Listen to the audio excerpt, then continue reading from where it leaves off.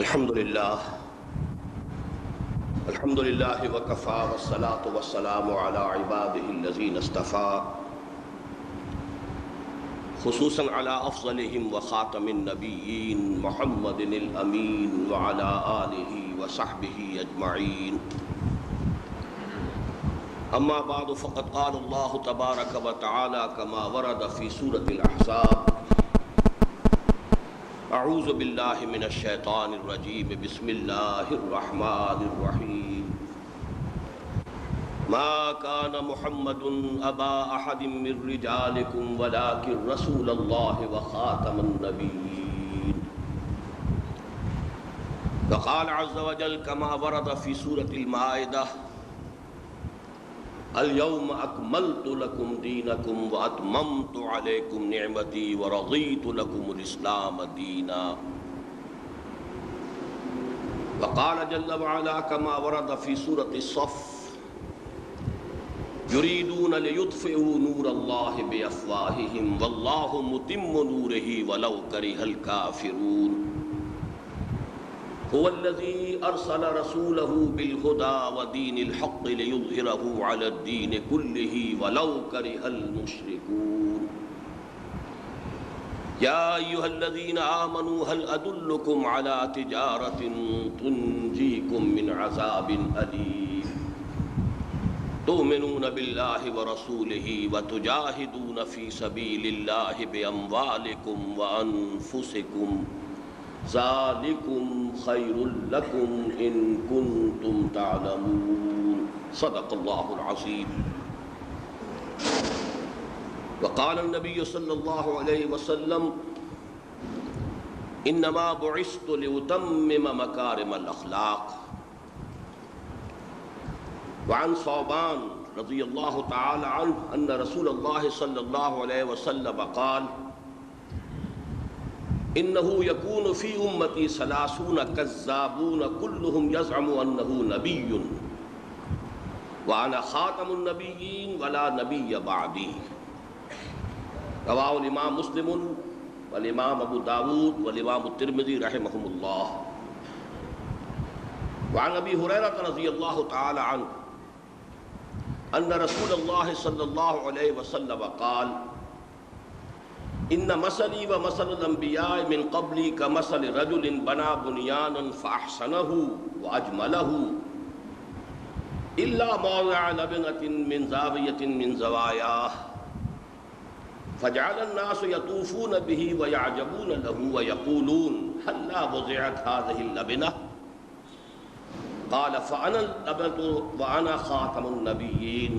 متفق عليه. رب اشرح لي صدري ويسر لي امري واحلل عقدة من لساني يفقهوا قولي. اللهم ربنا الهمنا رشدنا واعصمنا من شرور انفسنا. اللهم ارنا الحق حقا وارزقنا اتباعه وارنا الباطل باطلا وارزقنا اجتنابه. آمین یا رب العالمین. حضرات، آپ کے علم ہے کہ آج مجھے ختم نبوت کے موضوع پر گفتگو کرنی ہے، لیکن عنوان جو میری گفتگو کا ہے وہ ہے ختم نبوت کے 2 مفہوم اور امت کے فرائض منصبی. مجھے اس موضوع پر وقت صرف کرنے کی ضرورت نہیں ہے کہ ختم نبوت امت مسلمہ کا اجماعی عقیدہ ہے، متفق علیہ. پورے 1400 برس کے دوران اور جملہ مسالک، میں لفظ مسلک کا ہی استعمال کرنا چاہتا ہوں، لیکن اگر عام فہم لفظ استعمال کیا جائے تو تمام فرقوں، جو بھی مسلمان فرقے ہیں، ان کے نزدیک اجماعی عقیدہ ہے ختم نبوت. یہ بات اتنی ظاہر و باہر ہے، معلوم ہے، معروف ہے، مشہور ہے، اس پر مزید مقصد کرنے کی ضرورت نہیں. البتہ اس کا ایک پہلو جو میں چاہوں گا کہ اس کی طرف بھی آپ کی توجہ مبذول کرا دوں، وہ یہ ہے کہ اس امت کی پوری تاریخ میں صرف یہ ایک مسئلہ ایسا ہے جس کی بنیاد پر اجتماعی تکفیر ہوئی ہے۔ انفرادی تکفیر، کسی شخص کو کافر قرار دے دینا اس کے کسی فعل پر، کسی قول پر، کسی عمل پر، یہ انفرادی مسئلہ اور ہے، بالکل مختلف شے ہے۔ اجتماعی تکفیر اگر ہوئی ہے تو صرف اس مسلک پر ہوئی ہے، اس کی بنیاد پر ہوئی ہے، ورنہ آج تک تکفیر کا مسئلہ مسلمانوں میں اجتماعی سطح پر تقریباً ناپید رہا ہے۔ یہاں تک کہ سب سے زیادہ تلخ جو ہمارے درمیان اختلافات رہے وہ شیعہ سنی کے ہیں، لیکن اس میں بھی کبھی بھی تکفیر کے اوپر اجماع نہیں ہوا۔ پچھلے دنوں ہمارے ہاں کی ایک تحریک نے یقیناً کافر کافر شیعہ کافر اس کا نعرہ بلند کیا اور بہت زور شور سے کیا، لیکن اس کا نام ہے کہ امت کا جمع ہو جانا کسی موضوع پر۔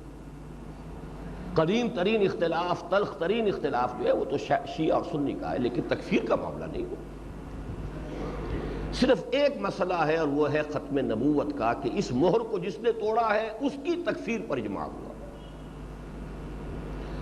اور یہ ایک عجیب نکتہ ہے کہ یہ معاملہ یا تو امت کی تاریخ کے بالکل آغاز میں ہوا ہے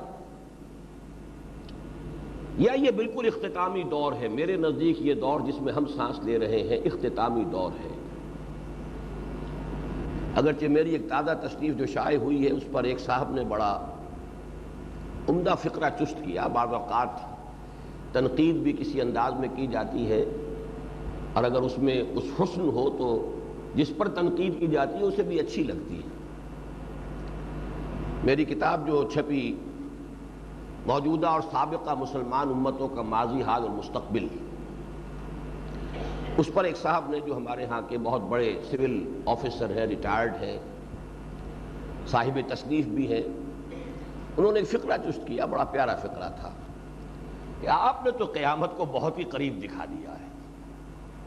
تو واقعہ یہ کہ میں یہ محسوس کرتا ہوں کہ یہ معاملہ بالکل قریب آیا ہوا ہے، دنیا کا خاتمہ زیادہ دور نہیں ہے، اس لیے کہ جو بھی احوال ہیں اور جو بھی خبریں دی گئی ہیں اور خبروں کے دینے والے محمد الرسول اللہ ہے وہو صادق المصدوق، ان سے یہی نظر آتا ہے۔ بہرحال اسی لیے میں نے یہ لفظ استعمال کیا اس وقت کہ یہ جو امت کی تاریخ کا آخری دور ہے، یا تو اس میں یہ فتنے اٹھے اور یا بالکل آغاز میں حضور صلی اللہ علیہ وسلم کی حیات طیبہ ہی کے دوران اور آپ کے انتقال کے فوراً بعد مدعیان نبوت کھڑے ہوئے۔ درمیان کی ہماری تاریخ تقریباً اس سے خالی ہے، امت کی پوری تاریخ نبوت کا دعویٰ۔ کسی نے مجدد کا دعویٰ کر دیا، کسی نے کوئی اور اس قسم کے دعوی کر دیے، وہ اور ہیں۔ ہندوستان ہی میں مہدی جون پوری گزرے ہیں، انہوں نے مجدد ہونے کا دعویٰ کیا، اس کی بنا پر تکفیر نہیں ہوتی۔ کوئی شخص دعویٰ کرتا ہے مجدد ہونے کا یا اپنے کسی بڑے اونچے روحانی مقام کا دعویٰ کرتا ہے، ٹھیک ہے، کوئی اسے تسلیم کرے کوئی نہ تسلیم کرے، کیونکہ اس کے بنا پر کوئی تفریق نہیں ہوتی کہ جو اسے مانے وہ مسلمان، جو نہیں مانے وہ کافر۔ نبوت وہ شے ہے کہ جو مان لے وہ ایک طرف، جو نہیں مانا وہ دوسری طرف، وہ تو ایک گویا کہ ایک حد فاصل ہے۔ تو یہ معاملہ جو ہے کہ نمبر ایک، ختم نبوت کا عقیدہ اجماعی عقیدہ ہے، پوری امت کا عقیدہ رہا، تمام مسالک و فرق کا مجمع علیہ عقیدہ ہے۔ نمبر دو، امت کی تاریخ میں تکفیر اگر اجتماعی سطح پر ہوئی ہے تو صرف اس مسئلے کی بنیاد پر ہوئی ہے، کسی کو امت سے منقطع قرار دیا گیا ہے تو صرف اس مسئلے کی بنیاد پر، ورنہ یہ کہ اور کسی اختلاف کی بنیاد پر کسی شخص کو کافر قرار دے دینا یہ بالکل علیحدہ بات ہے، لیکن یہ کہ کسی فرقے کو، گروہ کو، جماعت کو کہیں بھی تکفیر کا مسئلہ ہمارے ہاں اجتماعی شکل میں نہیں ہے۔ یہ جو بات میں نے عرض کی کہ یہ امت کا آخری دور ہے، اس کے حوالے سے ذرا وہ جو احادیث اس زمانے میں نے کافی عام کی ہیں اور بہت سے حضرات کو تو شاید یاد بھی ہو کہ امت کی تاریخ کا پہلا حصہ بھی خلافت علی منہاج النبوہ کا تھا اور آخری حصہ بھی خلافت علی منہاج النبوہ کا ہونا ہے۔ ابھی وہ شروع نہیں ہوا ہے لیکن وہ ہونا ہے، جیسے کہ حضور نے خبر دی۔ پہلا دور دور نبوت ہے، دوسرا دور خلافت علی منہاج النبوہ کا، تیسرا دور ظالم ملوکیت کا، چوتھا غلامی والی ملوکیت کا، اور پانچواں پھر خلافت علی منہاج النبوہ کا جو دور آنے والا ہے۔ لیکن یہ کہ بہرحال اس ختم نبوت کی مہر کے توڑنے کا معاملہ یا تو اس پہلے دور کے ساتھ اور اس سے متصلاً قبل بھی، اس لیے کہ خود حضور کی اپنی زندگی میں مدعیان نبوت کھڑے ہو گئے تھے، بالکل اسی طریقے سے اس دوسرے دور کے آنے سے بھی قبل جو ہے یہ مدعیان نبوت جو ہے کھڑے ہوئے ہیں، ورنہ یہ ہے کہ درمیانی تاریخ جو ہے وہ تقریباً اس سے خالی ہے۔ اب جو اصل میرا موضوع ہے وہ یہ ہے کہ ختم نبوت کے دو مفہوم ہیں، بات ایک ہی ہے، اس کے دو پہلو کہہ لیجئے، دو مفہوم کہہ لیجئے، دو ایسپیکٹس کہہ لیجئے، اور اس کو بیان کرنے کے لیے اردو زبان میں بھی لفظ ختم کے دو استعمالات ہیں۔ مثلاً ہم کہتے ہیں کہ پیسے ختم ہو گئے، پنجابی میں کہا گیا، کوئی شخص کہے گا دانے مک گئے، کوئی شے پہلے تھی اب نہیں ہے۔ ختم کا ایک مفہوم یہ ہے، اور ختم کا ایک مفہوم یہ ہے کہ بچہ کہتا ہے میں نے کام ختم کر لیا، میں نے اسکول کا کام ختم کر لیا، اس کے معنی کام مکمل کر لیا۔ دو مفہوم ہوئے، ایک ہے انقطاع کہ کوئی شے تھی اور اب نہیں ہے، اس کا وجود منقطع ہو گیا، پہلے وہ تھی اس کا وجود تھا، اب وہ نہیں ہے اس کا وجود منقطع ہو گیا۔ ایک یہ ہے کہ کوئی شے اپنے درجہ تکمیل کو پہنچ گئی۔ اصل میں پہلا جو یہ مفہوم ہے اس کا چونکہ اصل جو نتیجہ نکلتا ہے وہ فقہی اور قانونی ہے کہ اگر کسی بھی درجے میں بعد میں کسی کو نبی مانا جائے یا کوئی نبوت کا دعویٰ کرے یا کوئی اس کی تصدیق کرے تو وہ دائرہ اسلام سے خارج ہے۔ یہ فقہی اور قانونی مسئلہ ہے، اسی وجہ سے اس پر تو ہمارے علماء کرام نے جیسا کہ ان کا فرض تھا، فرض منصبی تھا، اس کا حق ادا کیا ہے، اس کے اوپر دلائل جمع کیے ہیں، اس کے لیے کتاب و سنت سے جتنے دلائل ہو سکتے ہیں انہیں مرتب کیا ہے، منضبط کیا ہے، مدون کیا ہے، پھر اس کو خوب واضح کیا ہے، عام کیا ہے، اور میں یہ سمجھتا ہوں کہ اس پہلو سے کوئی کمی نہیں ہے کہ جس کو کوئی اور شخص جو ہے پورا کرنے کی کوشش کرے۔ خاص طور پر مولانا انور شاہ کاشمیری رحمۃ اللہ علیہ کی ایک کتاب اس موضوع پر میں سمجھتا ہوں حرف آخر ہے کہ نبوت حضور پر ختم ہو چکی، آپ کے بعد کوئی نبی نہیں۔ جیسے کہ میں نے ابھی آپ کو حدیث سنائی، حضرت ثوبان سے روایت ہے، یہ ثوبان بھی حضور کے غلاموں میں سے تھے جن کو آپ نے آزاد کر دیا تھا، مولا کہلاتے ہیں۔ ان ثوبان مولا النبی صلی اللہ علیہ وسلم۔ اور مجھے آج ہی محسوس ہو رہا تھا کہ دور آخر سے متعلق بہت سی احادیث حضرت ثوبان سے مروی ہیں۔ بہرحال مختلف صحابہ کا بھی اپنے اپنے ذوق تھے، سوالات جو ہے ہر شخص اپنے ذوق کے مطابق کرتا ہے، آپ کا اپنا ایک ذہن ہے، آپ ایک ہی کلاس کے اندر پڑھ رہے ہیں، استاد ایک ہی ہے، لیکن ایک شاگرد کوئی خاص قسم کے سوال کرتا ہے، دوسرا شاگرد کسی اور قسم کے سوال کرتا ہے۔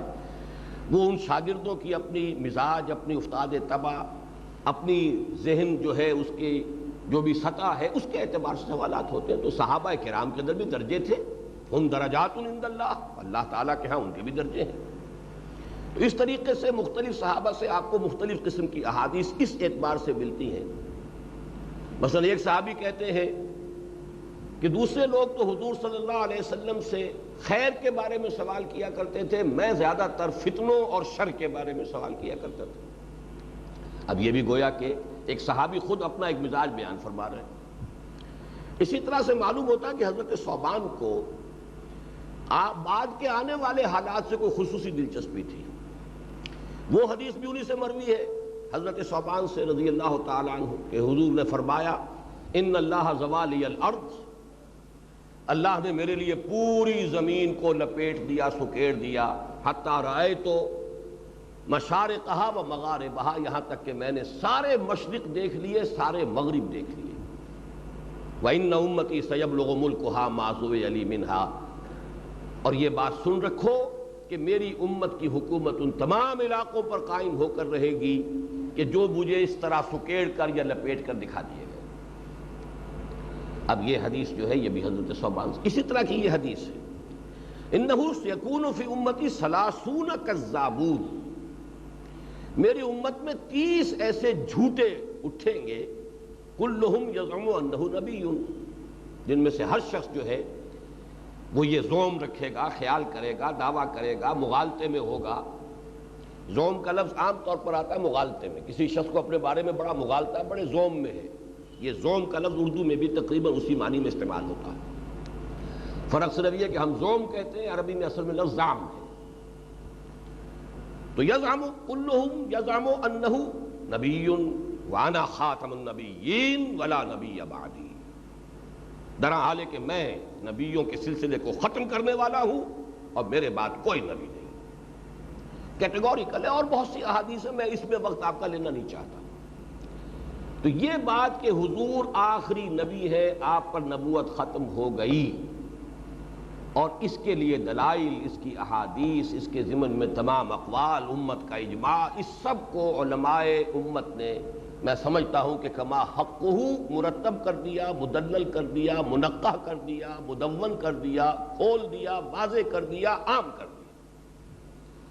ایک دوسرا پہلو ہے، وہ ہے تکمیل نبوت و رسالت کا۔ ایسا نہیں ہے کہ نبوت کوئی ایسا فینومینن تھا کہ جو جیسے ہموار طریقے سے چلا آ رہا تھا سلسلہ، ایک جگہ آ کے ختم ہو گیا۔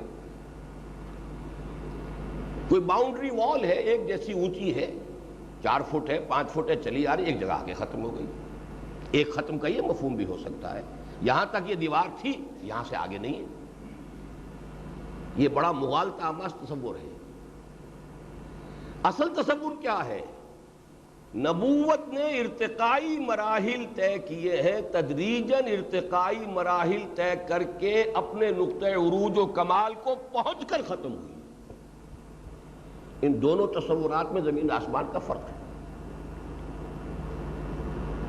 پہلے تصور پر بعض عقلی استدلالات اور عقلی اعتراضات وارد ہو جاتے ہیں، اور وہی ہے کہ جنہوں نے بھی ختم نبوت کی مہر کو توڑا ہے، انہوں نے اسے استعمال کیا ہے اور عام لوگوں کو بیوقوف بنایا۔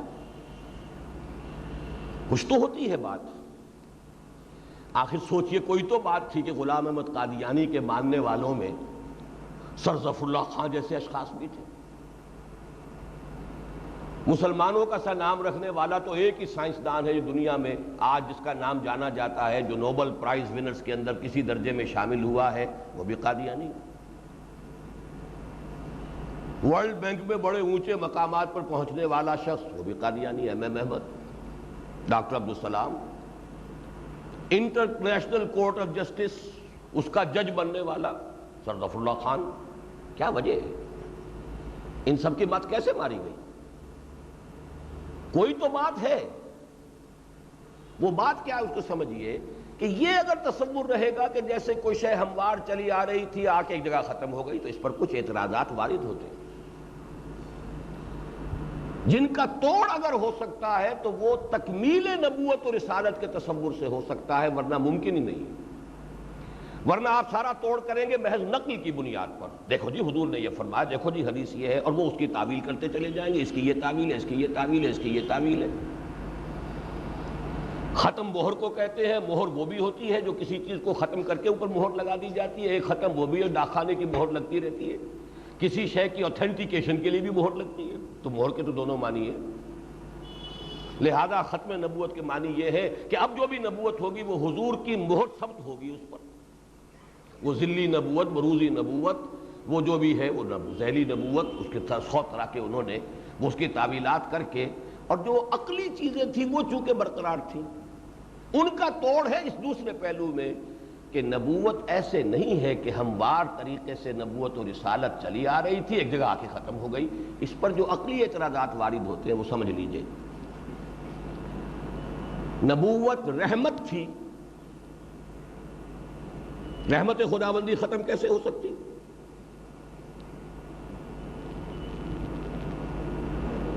نبوت رحمت تھی۔ نمبر 2، نبوت انسانوں کی ہدایت کا ذریعہ تھی۔ انسان ختم نہیں ہوا، نبوت کیسے ختم ہو گئی؟ بلکہ انسان تو آج شاید دنیا کے کسی ایک بر اعظم میں جتنے ہیں پوری دنیا میں اس وقت اتنے نہیں تھے، آج کی آبادی جو ہے انسانوں کی۔ تو اگر لوگوں کی ہدایت کے لیے نبوت کا سلسلہ تھا تو لوگ تو ختم نہیں ہوئے، انسان تو موجود ہیں، ابھی اور بھی پیدا ہوں گے اور ہو رہے ہیں، تو نبوت کیسے ختم ہوگی؟ یہ ہے اصل وہ منطقی استدلال، اس کی بنیاد پر اجرائے وحی کا فلسفہ تراشا گیا۔ وحی جاری ہے، وحی کیسے ختم ہو سکتی ہے؟ وہی نعمت ہے، وہی ہدایت ہے، تو وہی ایک ہدایت، ایک نعمت، اس کا ختم ہونے کا کیا سوال ہے؟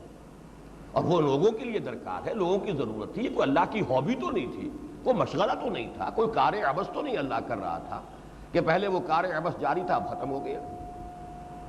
اگر اس کی کوئی غرض تھی، کوئی غایت تھی، کوئی ضرورت تھی، کوئی افادیت تھی، کوئی اہمیت تھی تو اعلیٰ حال ہی برقرار ہے۔ کیا ضلالت ختم ہو گئی؟ ایک طرف شیطان اور اس کی قوت اور اس کی ذریت صلبی و مانوی، اسے تو چھوٹ ہے قیامت تک کے لیے، اور ہدایت کا سلسلہ منقطع ہو گیا۔ یہ ہے اصل چیزیں جس سے کہ وہ زمین ہموار ہوتی ہے، کہ جس کے اوپر پھر ظاہر بات ہے کہ جب یہ چیزیں سامنے آئیں گی تو اب وہ تعویلات کا، وہ جو اقبال نے کہا کہ تعویل کا پھندا کوئی صیاد لگا دے، یہ شاخ نشیمن سے اترتا ہے بہت جلد۔ پنجابی مسلمان کے بارے میں خاص طور پر، ہمیں خود پنجابی تھے، چلیے شاید یہ کہہ کر اپنے آپ کو بری کر لیتے ہو کہ میں پنجابی نہیں، میں تو کشمیری ہوں، لیکن پنجابی مسلمان کی جو شان انہوں نے بیان کی ہے وہ یہ ہے کہ تعویل کا پھندا کوئی صیاد لگا دے، یہ شاخ نشیمن سے اترتا ہے بہت جلد۔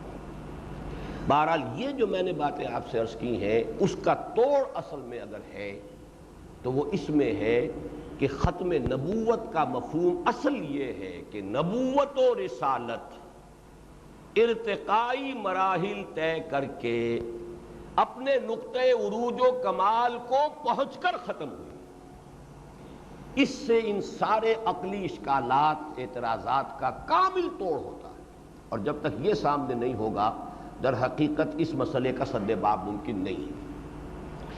یہ جو تکمیل کا معاملہ ہے، ایک بڑی خوبصورت حدیث ہے، وہ میں اب آپ کو سنا رہا ہوں، بلکہ میں سنا چکا ہوں، اب اس کا ترجمہ بھی سن لیجئے۔ اس حدیث کو بدقسمتی سے بہت کم عام کیا گیا ہے، حالانکہ حدیث ہے اور یہ متفق علیہ روایت ہے۔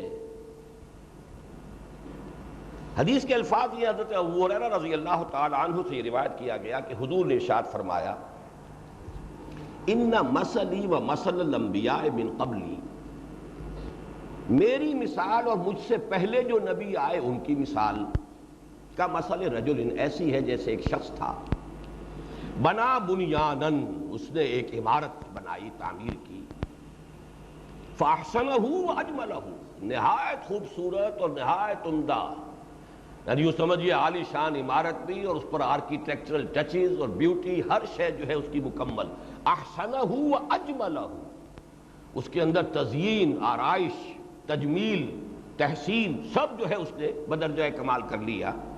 الا موضع لبنۃ من زاویۃ من زوایاها، سوائے یہ کہ اس کے ایک کونوں میں سے ایک کونے میں ایک اینٹ کا خلا تھا، وہ رہ گیا،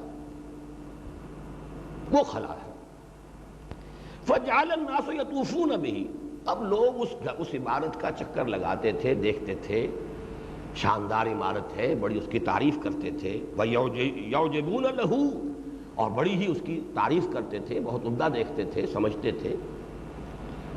وَيَقُولُونَ، وہ کہتے تھے، هَلَّا بُنِيَتْ هَذِهِ اللَّبْنَةُ، یہ اینٹ کیوں نہیں رکھی گئی، یہ خلا کیوں چھوڑ دیا گیا، اتنی محنت کی ہے محنت کرنے والے نے، اتنی خوبصورتی کی، یہ خلا جو ہے یہ کیوں چھوڑ دیا گیا؟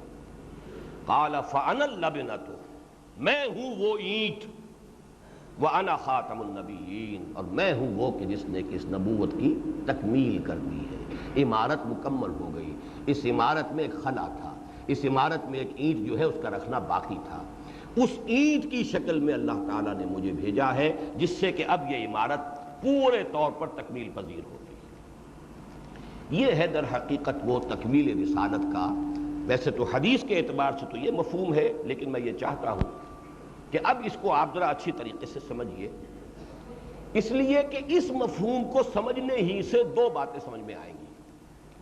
نمبر ایک یہ کہ حضور کی جو فضیلت ہے زمرہ انبیاء میں، اس کی بنیاد جو ہے وہ بھی اسی حدیث کی اسی کی بنیاد پر، تکمیل والے مسئلے کی بنیاد سے ہی سمجھ میں آنے والی بات ہے۔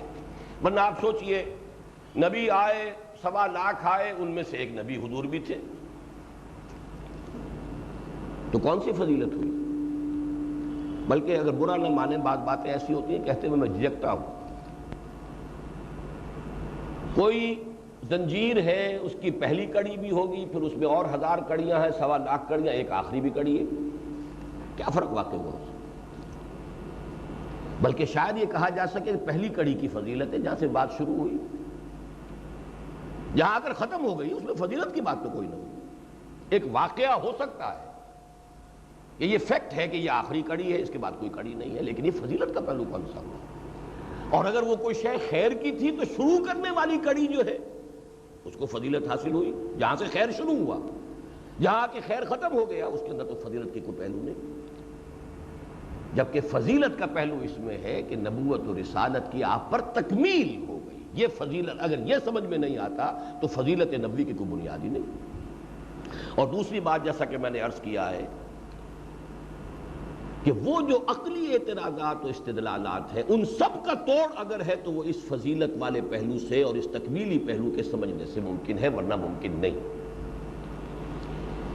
اسی لیے میں نے اب آپ کو جو آیات مزید سنائی، پہلی آیت جو تھی وہ تو خاتم النبیین کے حوالے سے ختم نبوت کے موضوع پر جب بھی تقریر کی جائے گی وہ سورہ احزاب کی وہ آیت لا محالہ اس کا حوالہ ہے۔ ما کان محمد ابا احد من رجالکم ولکن رسول اللہ وخاتم النبیین۔ ختم نبوت کے موضوع پر ہر تقریر کا عنوان یہی آیت بنے گی، پھر کچھ احادیث آ جائیں گی، اور یہ چونکہ پہلو وہ ہے جو میں نے عرض کیا ہے کہ اس میں حق ادا کر چکے علماء کرام، لہذا اس کے ضمن میں کچھ مزید کہنے کی مجھے ضرورت نہیں۔ میں نے جو 2 آیات اور کوٹ کی ہیں، سورہ مائدہ کی آیت الیوم اکملت لکم دینکم واتممت علیکم نعمتی ورضیت لکم الاسلام دینا۔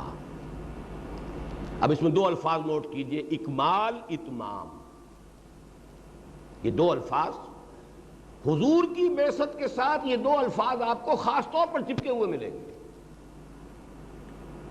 آج کے دن میں نے تمہارے لیے تمہارے دین کا اکمال کر دیا اور تمہارے لیے اپنی نعمت کا اتمام کر دیا۔ یہ ذرا 2 الفاظ کے جوڑے ذرا ذہن میں جما لیجئے، اکمال اور تکمیل۔ اردو میں اکمال استعمال زیادہ نہیں ہوتا ہے، تکمیل استعمال ہوتا ہے، تکمیل ہو گئی، تکمیل پا گیا کام، تکمیل، اس چیز کی تکمیل ہو گئی۔ اکمال کا لفظ اردو میں مستعمل نہیں ہے۔ اسی طریقے سے اتمام کا لفظ اردو میں مستعمل ہے، تکمیل نہیں ہے، لیکن عربی کے لحاظ سے دونوں یہ 4 الفاظ جوڑ لیجئے اپنے ذہن میں، اکمال تکمیل، اتمام تتمیم۔ اتممت علیکم نعمتی اتمام ہے، اور حضور کی ایک حدیث میں نے آپ کو سنائی، انما بعثت لاتمم مکارم الاخلاق، مجھے اس لیے بھیجا گیا ہے کہ میں اخلاق کی بلندیوں کی تکمیل کر دوں۔ اتمام و تتمیم، اکمال و تکمیل، یہ بعثت محمدی صلی اللہ علیہ وسلم کے ساتھ 4 الفاظ اچھی طریقے سے اپنے ذہن کے اندر ٹانک لیجئے کہ اس سے در حقیقت حضور کی وہ جو ختم نبوت کی یہ تکمیلی شان ہے وہ سامنے آتی ہے۔ میں نے آج ہی پہلی مرتبہ موجم المفہرس لالفاظ القرآن الکریم، گمان میرے دل میں تھا بہت عرصے سے، لیکن ظاہر بات ہے کہ یہ میرے اصل موضوعات یہ نہیں ہیں، میرے اصل موضوعات آپ کے علم میں کچھ اور ہیں۔ اقامت دین کی جد و جہد، اسلامی انقلاب کی جد و جہد، اس کے لیے لوگوں کو جمع کرنا، بلانا، اس کا طریقہ کار واضح کرنا، یہ جو ہے میرے لیے یہ میرے مین ٹاپکس میں سے نہیں ہے۔ بہت مرتبہ دل میں خیال آیا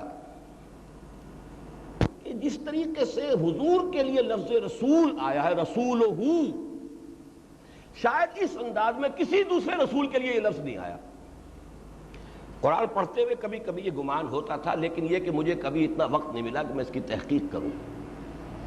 میرا ذہن تو ادھر منتقل ہوا تھا اصل میں علامہ اقبال کے اس شعر سے کہ عبد دیگر عبدہو چیزیں دیگر، ما سراپا انتظار و منتظر۔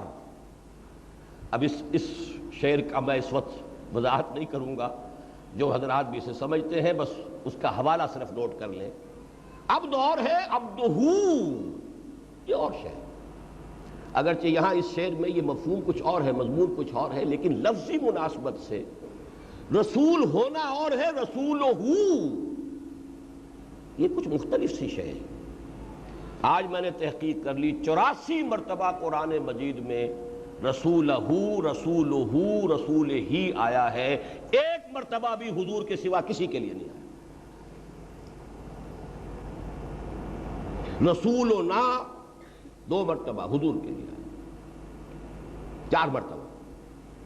صرف ایک ایکسیپشن ہے، رسولی حضرت عیسیٰ علیہ السلام کے لیے آیا، ان آمنوا بی و برسولی، ایک ایکسیپشن ہے۔ لیکن 90 مرتبہ کے استعمالات میں اگر ایک ایکسیپشن ہے تو انگریزی کا تو قاعدہ یہ ہے کہ ایکسیپشنز پروو دی رول۔ میرا اصول ثابت ہو گیا کہ عبد دیگر، عبدہو چیزیں دیگر۔ رسول سب ہے، رسولہ کا تمام و کمال اطلاق صرف محمد پر ہوتا ہے صلی اللہ علیہ وسلم۔ میں نے نقلاً ثابت کیا کہ قرآن مجید میں اس ترکیب کے ساتھ رسولہ یہ حالت نسبی ہے، رسولہ یہ حالت رفعی ہے، رسولہ یہ حالت جری ہے، ان تینوں شکلوں میں یہ لفظ حضور کے سوا پورے قرآن میں کسی رسول کے لیے نہیں آیا۔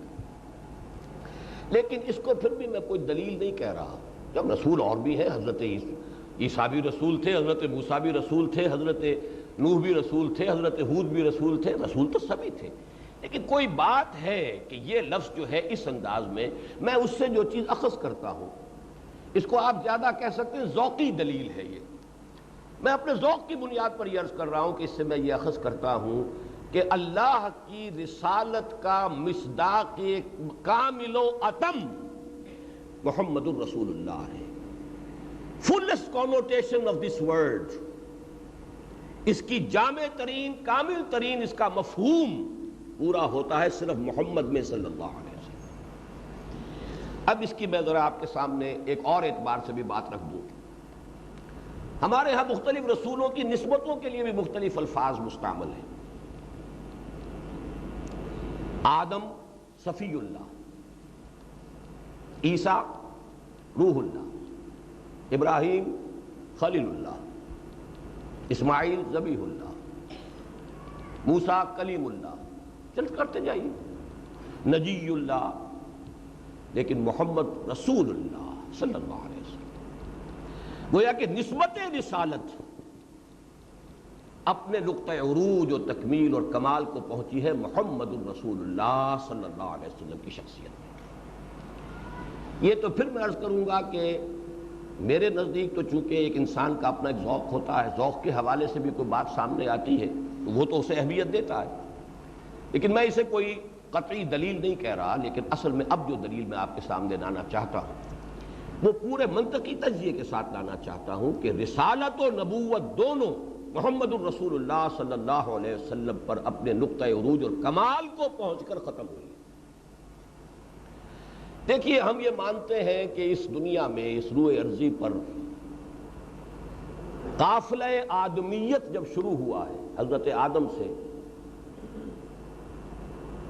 تو اس کو ہم یہ کہہ سکتے ہیں کہ قافلہ انسانیت اور قافلہ نبوت دونوں نے بیک وقت سفر شروع کیا ہے۔ آدم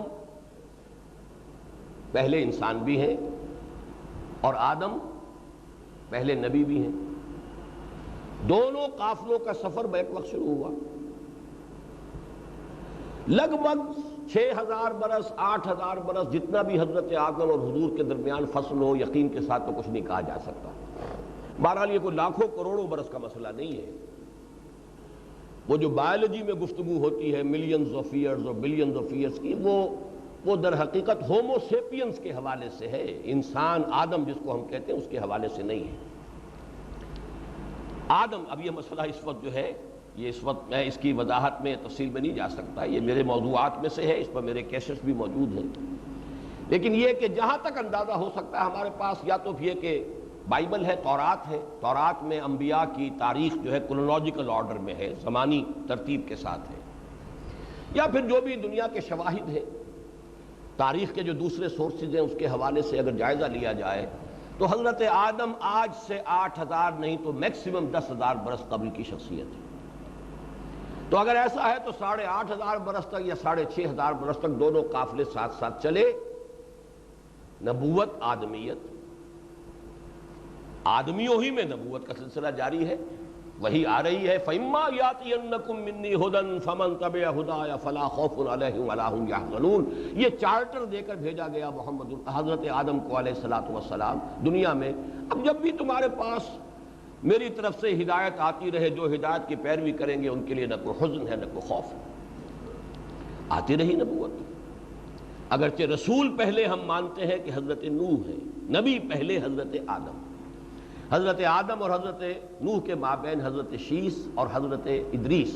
حضرت شیس کا ذکر قرآن میں نہیں ہے، حضرت ادریس کا ذکر قرآن میں بھی ہے، لیکن جیسا کہ میں نے عرض کیا کہ ہسٹری آف دی پروفٹس کے اعتبار سے ہمیں رجوع کرنا چاہیے تورات کی طرف، کہ اس لیے کہ زمانی تاریخ کے ساتھ جو تاریخ جو ہے بیان ہوئی ہے وہ وہاں بیان ہوئی ہے۔ قرآن مجید نے اس ترتیب کے ساتھ تاریخ کو ریکارڈ نہیں کیا ہے، حوالے دیے ہیں اور ترتیب بھی مختلف ہوتی ہے، کہیں حضرت موسیٰ کا ذکر پہلے ہے اور حضرت ابراہیم کا بعد میں ہو رہا، کہ کچھ جگہوں پر جو ہے آپ کو ایک ترتیب بھی ملے گی، حضرت نوح، پھر حضرت ہود، پھر حضرت صالح، پھر حضرت ابراہیم، حضرت لوط، حضرت شعیب، پھر حضرت موسیٰ، اور پھر حضرت عیسیٰ، اور پھر محمد رسول اللہ۔ عام طور پر آپ کو جو ہے یہ ترتیب ملتی ہے، اور یہ ترتیب جو ہے یہ زمانی ترتیب ہے، لیکن اس میں بھی پوری تاریخ تو مکمل نہیں ہوتی۔ کم سے کم قرآن مجید میں 28-29 انبیاء کے نام ہیں، اور ان کی زمانی جو ہے قرآن مجید کے اندر اس کی اس طریقے سے ترتیب موجود نہیں ہے، تو اس کے لیے ہمیں رجوع کرنا ہوتا ہے تورات کی طرف۔ بہرحال یہ جو ایک عرصے تک قافلہ نبوت اور قافلہ آدمیت ساتھ ساتھ چلتے رہے، ایک جگہ آ کر قافلہ نبوت کا رک گیا، جس کو میں نے کہا ہے کہ وہ ارتقاء کے مراحل طے کر کے تکمیل کو پہنچ کر ختم ہوا۔ یہ ارتقاء 3 اعتبارات سے ہوا ہے، اور ان تینوں اعتبارات سے تکمیل رسالت اور تکمیل نبوت کے 3 پہلوؤں کو سمجھ لینے کی ضرورت ہے۔ پہلا ارتقاء ہوا ہے مادی علوم میں۔ آج یہ بہت ایکسپلوژن ہوا ہے، ہمارے جو فزیکل سائنسز ہے، ٹیکنالوجی ہے، وہ آسمان کو چھو رہی ہے، لیکن بہرحال شروع تو ہو گیا تھا یہ سفر۔ پہلے کہیں آدم کے کسی 2 بیٹوں نے یا پوتوں نے یا پڑ پوتوں نے 2 پتھروں کو ٹکرا کر چنگاری کوئی برآمد ہو گئی ہوگی تو وہ بڑے موجد شمار ہوئے ہوں گے، صاحب آگ ایجاد کر لی انہوں نے، اتنی بڑی ایجاد۔ پھر کہیں اس کے بعد اور ایجادیں ہوئی، ہوتے ہوتے یہ پچھلے 200 برس جو ہے یہ بہت ایکسپلوژن ہے سائنس کا۔ لیکن یہ جو ہے ارتقاء جو اب بھی جاری ہے، اس ارتقاء کے ساتھ تکمیل رسالت کا کون سا پہلو متعلق ہے؟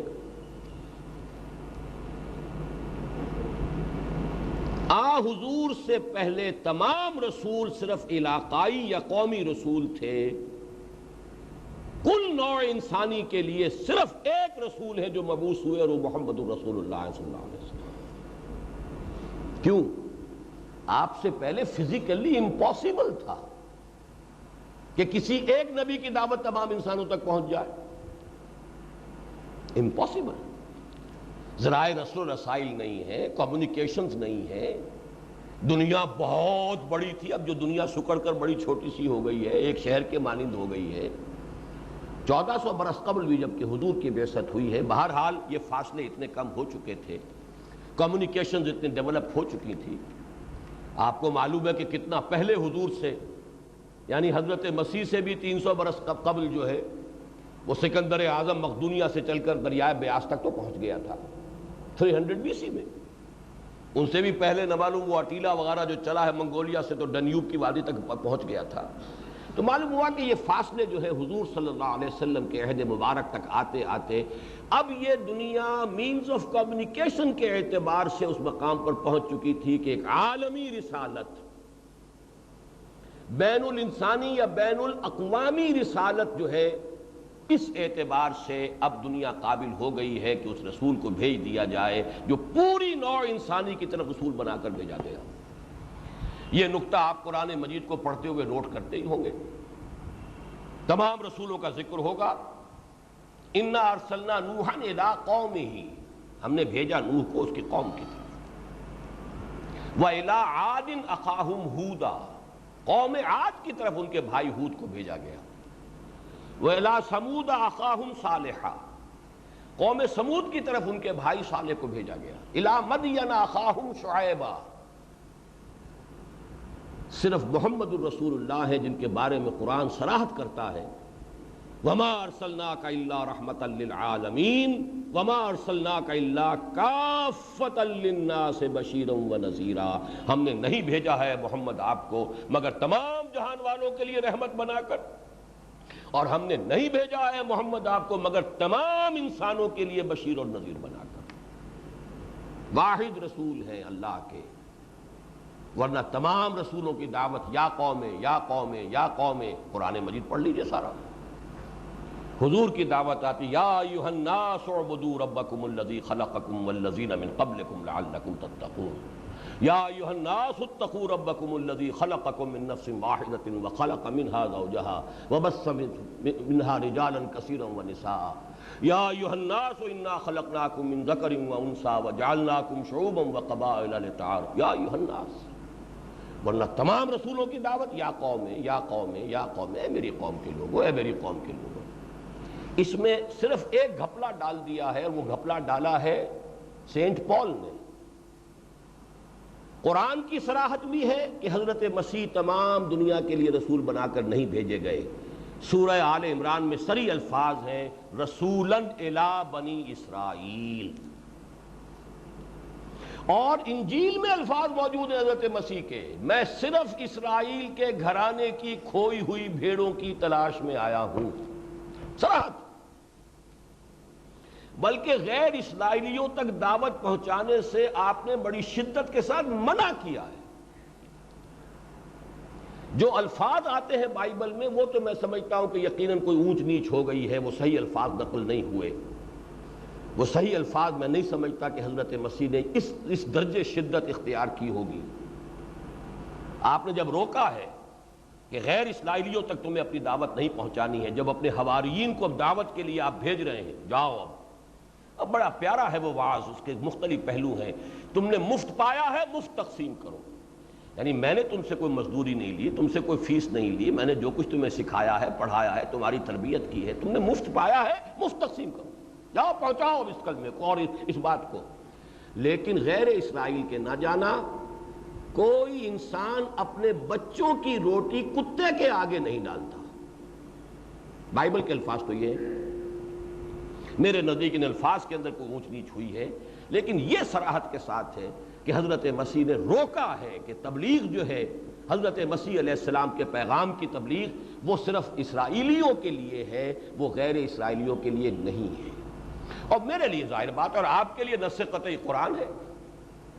یہ جبریل تو چونکہ انجیل جو ہے چونکہ کورابوریٹ کر رہی ہے اس کے ساتھ، اس کی تصدیق کر رہی ہے، توثیق کر رہی ہے، تو اس لیے دلیل ہے. ورنہ میرے اور آپ کے لیے نص قطعی قرآن کے رسولاً الی بنی اسرائیل، رسول بنا کر بھیجے گئے بنی اسرائیل کی طرف. تو حضور صلی اللہ علیہ وسلم اور حضرت مسیح کے درمیان یہ ہمارا ایمان ہے، کوئی نبی اور ہے ہی نہیں. اس کو فترت اولا کہتے ہیں. حضرت مسیح اور حضور کے درمیان 6 صدیاں ہیں، فترت اولا، اور پھر حضور کی نبوت، اور پھر نبوت کا خاتمہ. تو اس دوران میں گویا کہ آخری اگر کوئی انسان ہو سکتے تھے تو وہ تو حضرت مسیح تھے، جن کی کہ بعثت جو ہے وہ عالمی سطح پر یا بین الاقوامی یا بین الانسانی سطح پر ہوتی. لیکن قرآن اور انجیل دونوں کی نصوص اس کے اوپر قطعی طور پر دلالت کر رہی ہیں کہ ان کی بعثت پوری نوع انسانی کے لیے نہیں ہوئی. یہ سینٹ پال نے اسے تبلیغی مذہب بنایا ہے، اور جینٹائلز میں یا غیر بنی اسرائیل کے اندر اس کی تبلیغ کا سلسلہ شروع کیا ہے. ورنہ حضرت مسیح علیہ السلام نے اپنے ساتھیوں کو اس سے روک دیا. بہرحال یہ تو تھوڑی سی اس کے اندر وضاحت کا پہلو آ گیا. اصل بات جو نوٹ کرنے کی تھی وہ کیا ہے کہ یہ جو ختم نبوت اور ختم رسالت کا پہلو ہے، تکمیل رسالت کا، کہ آپ کی رسالت تمام انسانوں کے لیے ہے، جبکہ آپ سے پہلے تمام انبیاء اور رسل اپنی اپنی قوموں یا اپنے اپنے علاقوں کی طرف بھیجے گئے. اس کا تعلق ہے ارتقاء انسانی کے اس پہلو سے کہ یہ ذرائع جو ہیں رسل و رسائل، مینز آف کمیونیکیشنز کی ڈیولپمنٹ جب ہو گئی اس قابل کہ ایک رسول کی دعوت پوری نوع انسانی تک پہنچ سکے، تبھی ظاہر بات ہے کہ عقلی اور منطقی طور پر ایک عالمی نبوت و رسالت کی بعثت ہونی چاہیے تھی۔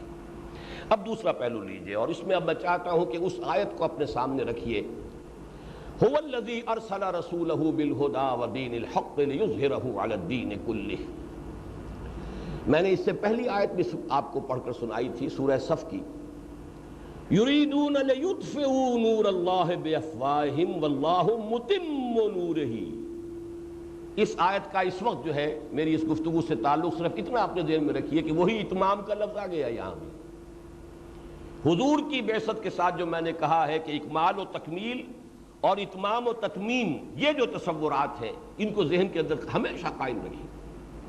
تو یہاں بھی فرمایا یہ چاہتے ہیں کہ اللہ کے نور کو اپنے منہ کی پھونکوں سے بجھا دیں، اللہ اپنے نور کا اتمام فرما کر رہے گا، خواہ یہ کافروں کو کتنا ہی ناپسند۔ اب اگلی آیت ہے جو قرآن مجید میں 3 دفعہ آیت کا یہ حصہ بغیر کسی ایک شوشے کے فرق کے وارد ہوا ہے، هو الذی ارسل رسولہ بالہدی ودین الحق لیظہرہ علی الدین کلہ۔ 2 جگہ پر ہے وَلَوْ كَرِهَ الْمُشْرِكُونَ، سورہ صف اور سورہ توبہ میں، اور ایک جگہ سورہ فتح میں ہے وَكَفَى بِاللَّهِ شَهِيدًا۔ لیکن ہوا سے لے کر اور دین ہی کل ہی تک کوئی فرق نہیں۔ هو الذی ارسل رسولہ بالہدی ودین الحق لیظہرہ علی الدین کلہ۔ یہاں میں رسولہ یہ پہلے بیان کر چکا ہوں، عبد دیگر، عبدہ چیزیں دیگر۔ یہاں رسولہ اس رسول کامل کے مفہوم میں، اور اس کے ساتھ ذہن میں ٹانک لیجئے کہ اس کا پہلا مظہر کیا ہے، پوری نوع انسانی کے لیے رسول۔ اب یہ کہ 2 چیزیں دے کر آپ بھیجے گئے، بالہدا و دین الحق۔ ایک آپ کو الہدا دی گئی، الہدا ہدایت، لیکن الہدا اور ہدن اس میں جو فرق ہے اسے نوٹ کر لیجئے۔ انگریزی میں آپ کہیں گے اے بک اور دی بک، کیا فرق ہے؟ زمین و آسمان کا فرق ہو گیا کہ نہیں؟ اے مین، دی مین، زمین و آسمان کا فرق ہے۔ ہدن نکرہ ہے، ہدایت۔ الہدا، اب یہ الف لام یا تو حصر کر رہا ہے، اور اس میں بھی سمجھیے وہ اتمام اور تکمیل، ہدایت کاملہ القرآن، جس میں کہ اللہ تعالیٰ کی ہدایت کامل ہو گئی۔ اب اس کو سمجھیے، نوع انسانی کا ارتقاء ایک میں نے عرض کیا کہ وہ ہوا ہے خالص مادی سطح پر، جس سے تعلق ہے ذرائع رسل و رسائل، مینز آف کمیونیکیشن کا، جس کے بنا پر رسالت جو ہے قومی رسالت اور علاقائی رسالت سے بڑھ کر عالمی رسالت بن گئی۔ دوسرا تعلق ہے ہدایت کا۔ یہ ہدن کا لفظ آیا تھا جب حضرت آدم کو چارٹر دیا گیا، جاؤ اب سنبھالو دنیا کی خلافت۔ فَإِمَّا يَأْتِيَنَّكُم مِّنِّي هُدًى فَمَن تَبِعَ هُدَايَ فَلَا خَوْفٌ عَلَيْهِمْ وَلَا هُمْ يَحْزَنُونَ۔ یہی لفظ آتا تورات کے بارے میں، اِنَّا أَنزَلْنَا التَّوْرَاةَ فِيهَا هُدًى وَنُورٌ۔ ہم نے ہی تورات نازل کی تھی، اس میں ہدایت بھی تھی، نور بھی تھا، یا ہدایت بھی ہے، نور بھی ہے۔ یہی لفظ آیا انجیل کے بارے میں، فیہ ہدی و نور، سورہ مائدہ میں ہے یہ دونوں، ہدایت بھی ہے، نور بھی ہے۔ یہ ہدن جو ہے ارتقاء پا کر، تدریجی مراحل طے کر کے الہدا کی شکل میں کامل ہوئی ہے محمد الرسول اللہ صلی اللہ علیہ وسلم۔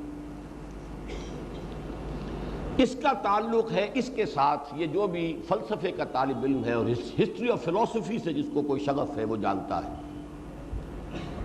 تاریخ انسانی کے 1200 برس، سب سے پہلے مجھ سے یہ بات کہی تھی پروفیسر یوسف سلیم چشتی رحمہ اللہ، اللہ تعالیٰ ان کی مغفرت فرمائے۔ ان کا ذہن ادھر منتقل نہیں ہوا تھا، جو بات میں کہہ رہا ہوں ادھر تو میرا ذہن منتقل ہوا، ان کا نہیں ہوا، لیکن انہوں نے ایک بات کہی کہ تاریخ انسانی کے 600 برس جو ہیں وہ بہت فکری اعتبار سے اہمیت کے حامل ہیں۔ 1200 برس، 600 قبل مسیح سے لے کر 600 بعد مسیح تک جو فلسافیکل تھاٹ ہے انسان کا، جو انسان کا فلسفیانہ فکر ہے وہ سارے ارتقائی مراحل طے کر کے اپنے تکمیلی مرحلے کو پہنچ گیا ان 1200 برس میں. انسان ذہناً میچور ہو گیا تھا.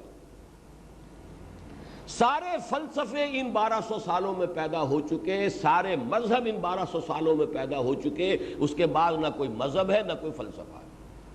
جو فلسفے آج نئے نئے ناموں سے آتے ہیں, ایگزسٹانشلزم اور لاجیکل پازیٹیوزم اور فلانا ازم اور فلانا ازم اور ایٹمزم اور امپیریسزم وغیرہ, سب کے سب کہتے ہیں کہ یہ فلسفے پرانے ہیں, صرف نئی بوتلوں میں نئے لیبلز کے ساتھ پرانی شرابیں ہیں. وہ دعوے سے کہتے تھے, میں ثابت کر سکتا ہوں کہ یہ ساری چیزیں 600 قبل مسیح سے لے کر 600 بعد مسیح تک یہ سارے فلسفے آ چکے. گویا کہ انٹلیکچولی انسان میچور ہوا ہے ان 1200 سالوں میں. یہی بات پروفیسر شریف صاحب نے اپنی کتاب میں لکھی. یہ مجھے بعد میں معلوم ہوا. مجھے تو سب سے پہلے جو بات بتائی تھی وہ پروفیسر یوسف سلیم چشتی صاحب نے بتائی تھی. جب انہوں نے مجھ سے یہ کہا, میں نے فوراً کہا کہ اس کا تو بڑا گہرا تعلق ختم نبوت کے ساتھ ہے. 610 میں اقرا بسم ربک الذی خلق خلق الانسان من علق. جب انسان بحیثیت انسان فلسفیانہ سوچ جو سوچ سکتا تھا سوچ چکا, تب یہ آخری کتاب الہدیٰ نازل ہوئی ہے. اور تب وہ وہی نازل ہوئی ہے, پڑھو اپنے رب کے نام سے جس نے پیدا کیا. اقرا بسم ربک الذی خلق خلق الانسان من علق اقرا وربک الاکرم الذی علم بالقلم علم الانسان ما لم یعلم. یہ ہے وہ انسان کا انٹلیکچول ارتقاء. ایک تھا فزیکل سائنسز کا, مینز آف کمیونیکیشن کا ارتقاء, وہ ارتقاء تو اب بھی جاری ہے. فلسافیکل تھاٹ اس سے آگے جا ہی نہیں سکتا. جہاں جا چکا. آگے تو ظاہر بات ہے کہ عالم غیب کے معاملات ہیں. موت کے پرے جھانک کر تو نہ کسی نے دیکھا ہے نہ دیکھ سکے گا. پیدائش سے قبل کے واقعات کو اب کوئی نہیں جانتا کیا ہوگا, کہاں تھے ہم. عالم ارواح جو ہے وہ ہمارے سائنس کی جو بھی انویسٹیگیشن کے ذرائع ہیں ان کے اندر نہیں آتا. لہذا جو ہو سکتا تھا انسان کا عالم غیب کے بارے میں اور میٹا فزکس کے بارے میں جو کوئی انسان سوچ سکتا تھا سوچ چکا ہے. ساری ترقی اس کے بعد جو ہو رہی ہے فزکس کے میدان میں ہو رہی ہے, فزیکل سائنسز کے میدان میں ہو رہی ہے. میٹا فزکس میں تو قافلہ وہیں کا وہیں کھڑا ہے. بلکہ حضور سے بھی کئی سو برس قبل کے 2 افراد ہیں جن کے نام سے 2 فلسفے چلتے ہیں. ریئلزم, امپیریسزم, لاجیکل پازیٹیوزم, جو بھی آپ کا میٹیریلزم, یہ سب ارسطو کی اولاد ہے. اور آئیڈیالزم جو بھی اس کے حوالے سے آپ مختلف نام لے لیں وہ سب افلاطون کی اولاد ہے. اس کے سوا کوئی ہے ہی نہیں. 2 ہی تو فلسفے دنیا میں, آئیڈیالزم اور ریئلزم, اور وہ دونوں بھی حضور سے پیشتر کے ہیں. افلاطون بھی آپ سے پیشتر کا ہے اور ارسطو بھی آپ سے پیشتر کا ہے. اس حوالے سے وہ ہدن جو ہے تدریجاً, اب یہ تدریجاً کیوں ترقی ہوئی اس کو نوٹ کر لیجئے. معاذ اللہ آپ کہیں یہ سمجھ بیٹھیں اللہ تعالیٰ کے علم میں ترقی نہیں ہے. یہ اللہ تعالیٰ تو قرآن مجید جو ہے علم قدیم ہے اس کا, یہ تو اس لوح محفوظ کے اندر ہے. یہ در حقیقت ارتقاء ہوا ہے ان طالب علموں کے ذہن کے اندر ارتقاء ہوا جنہیں سکھانا ہے.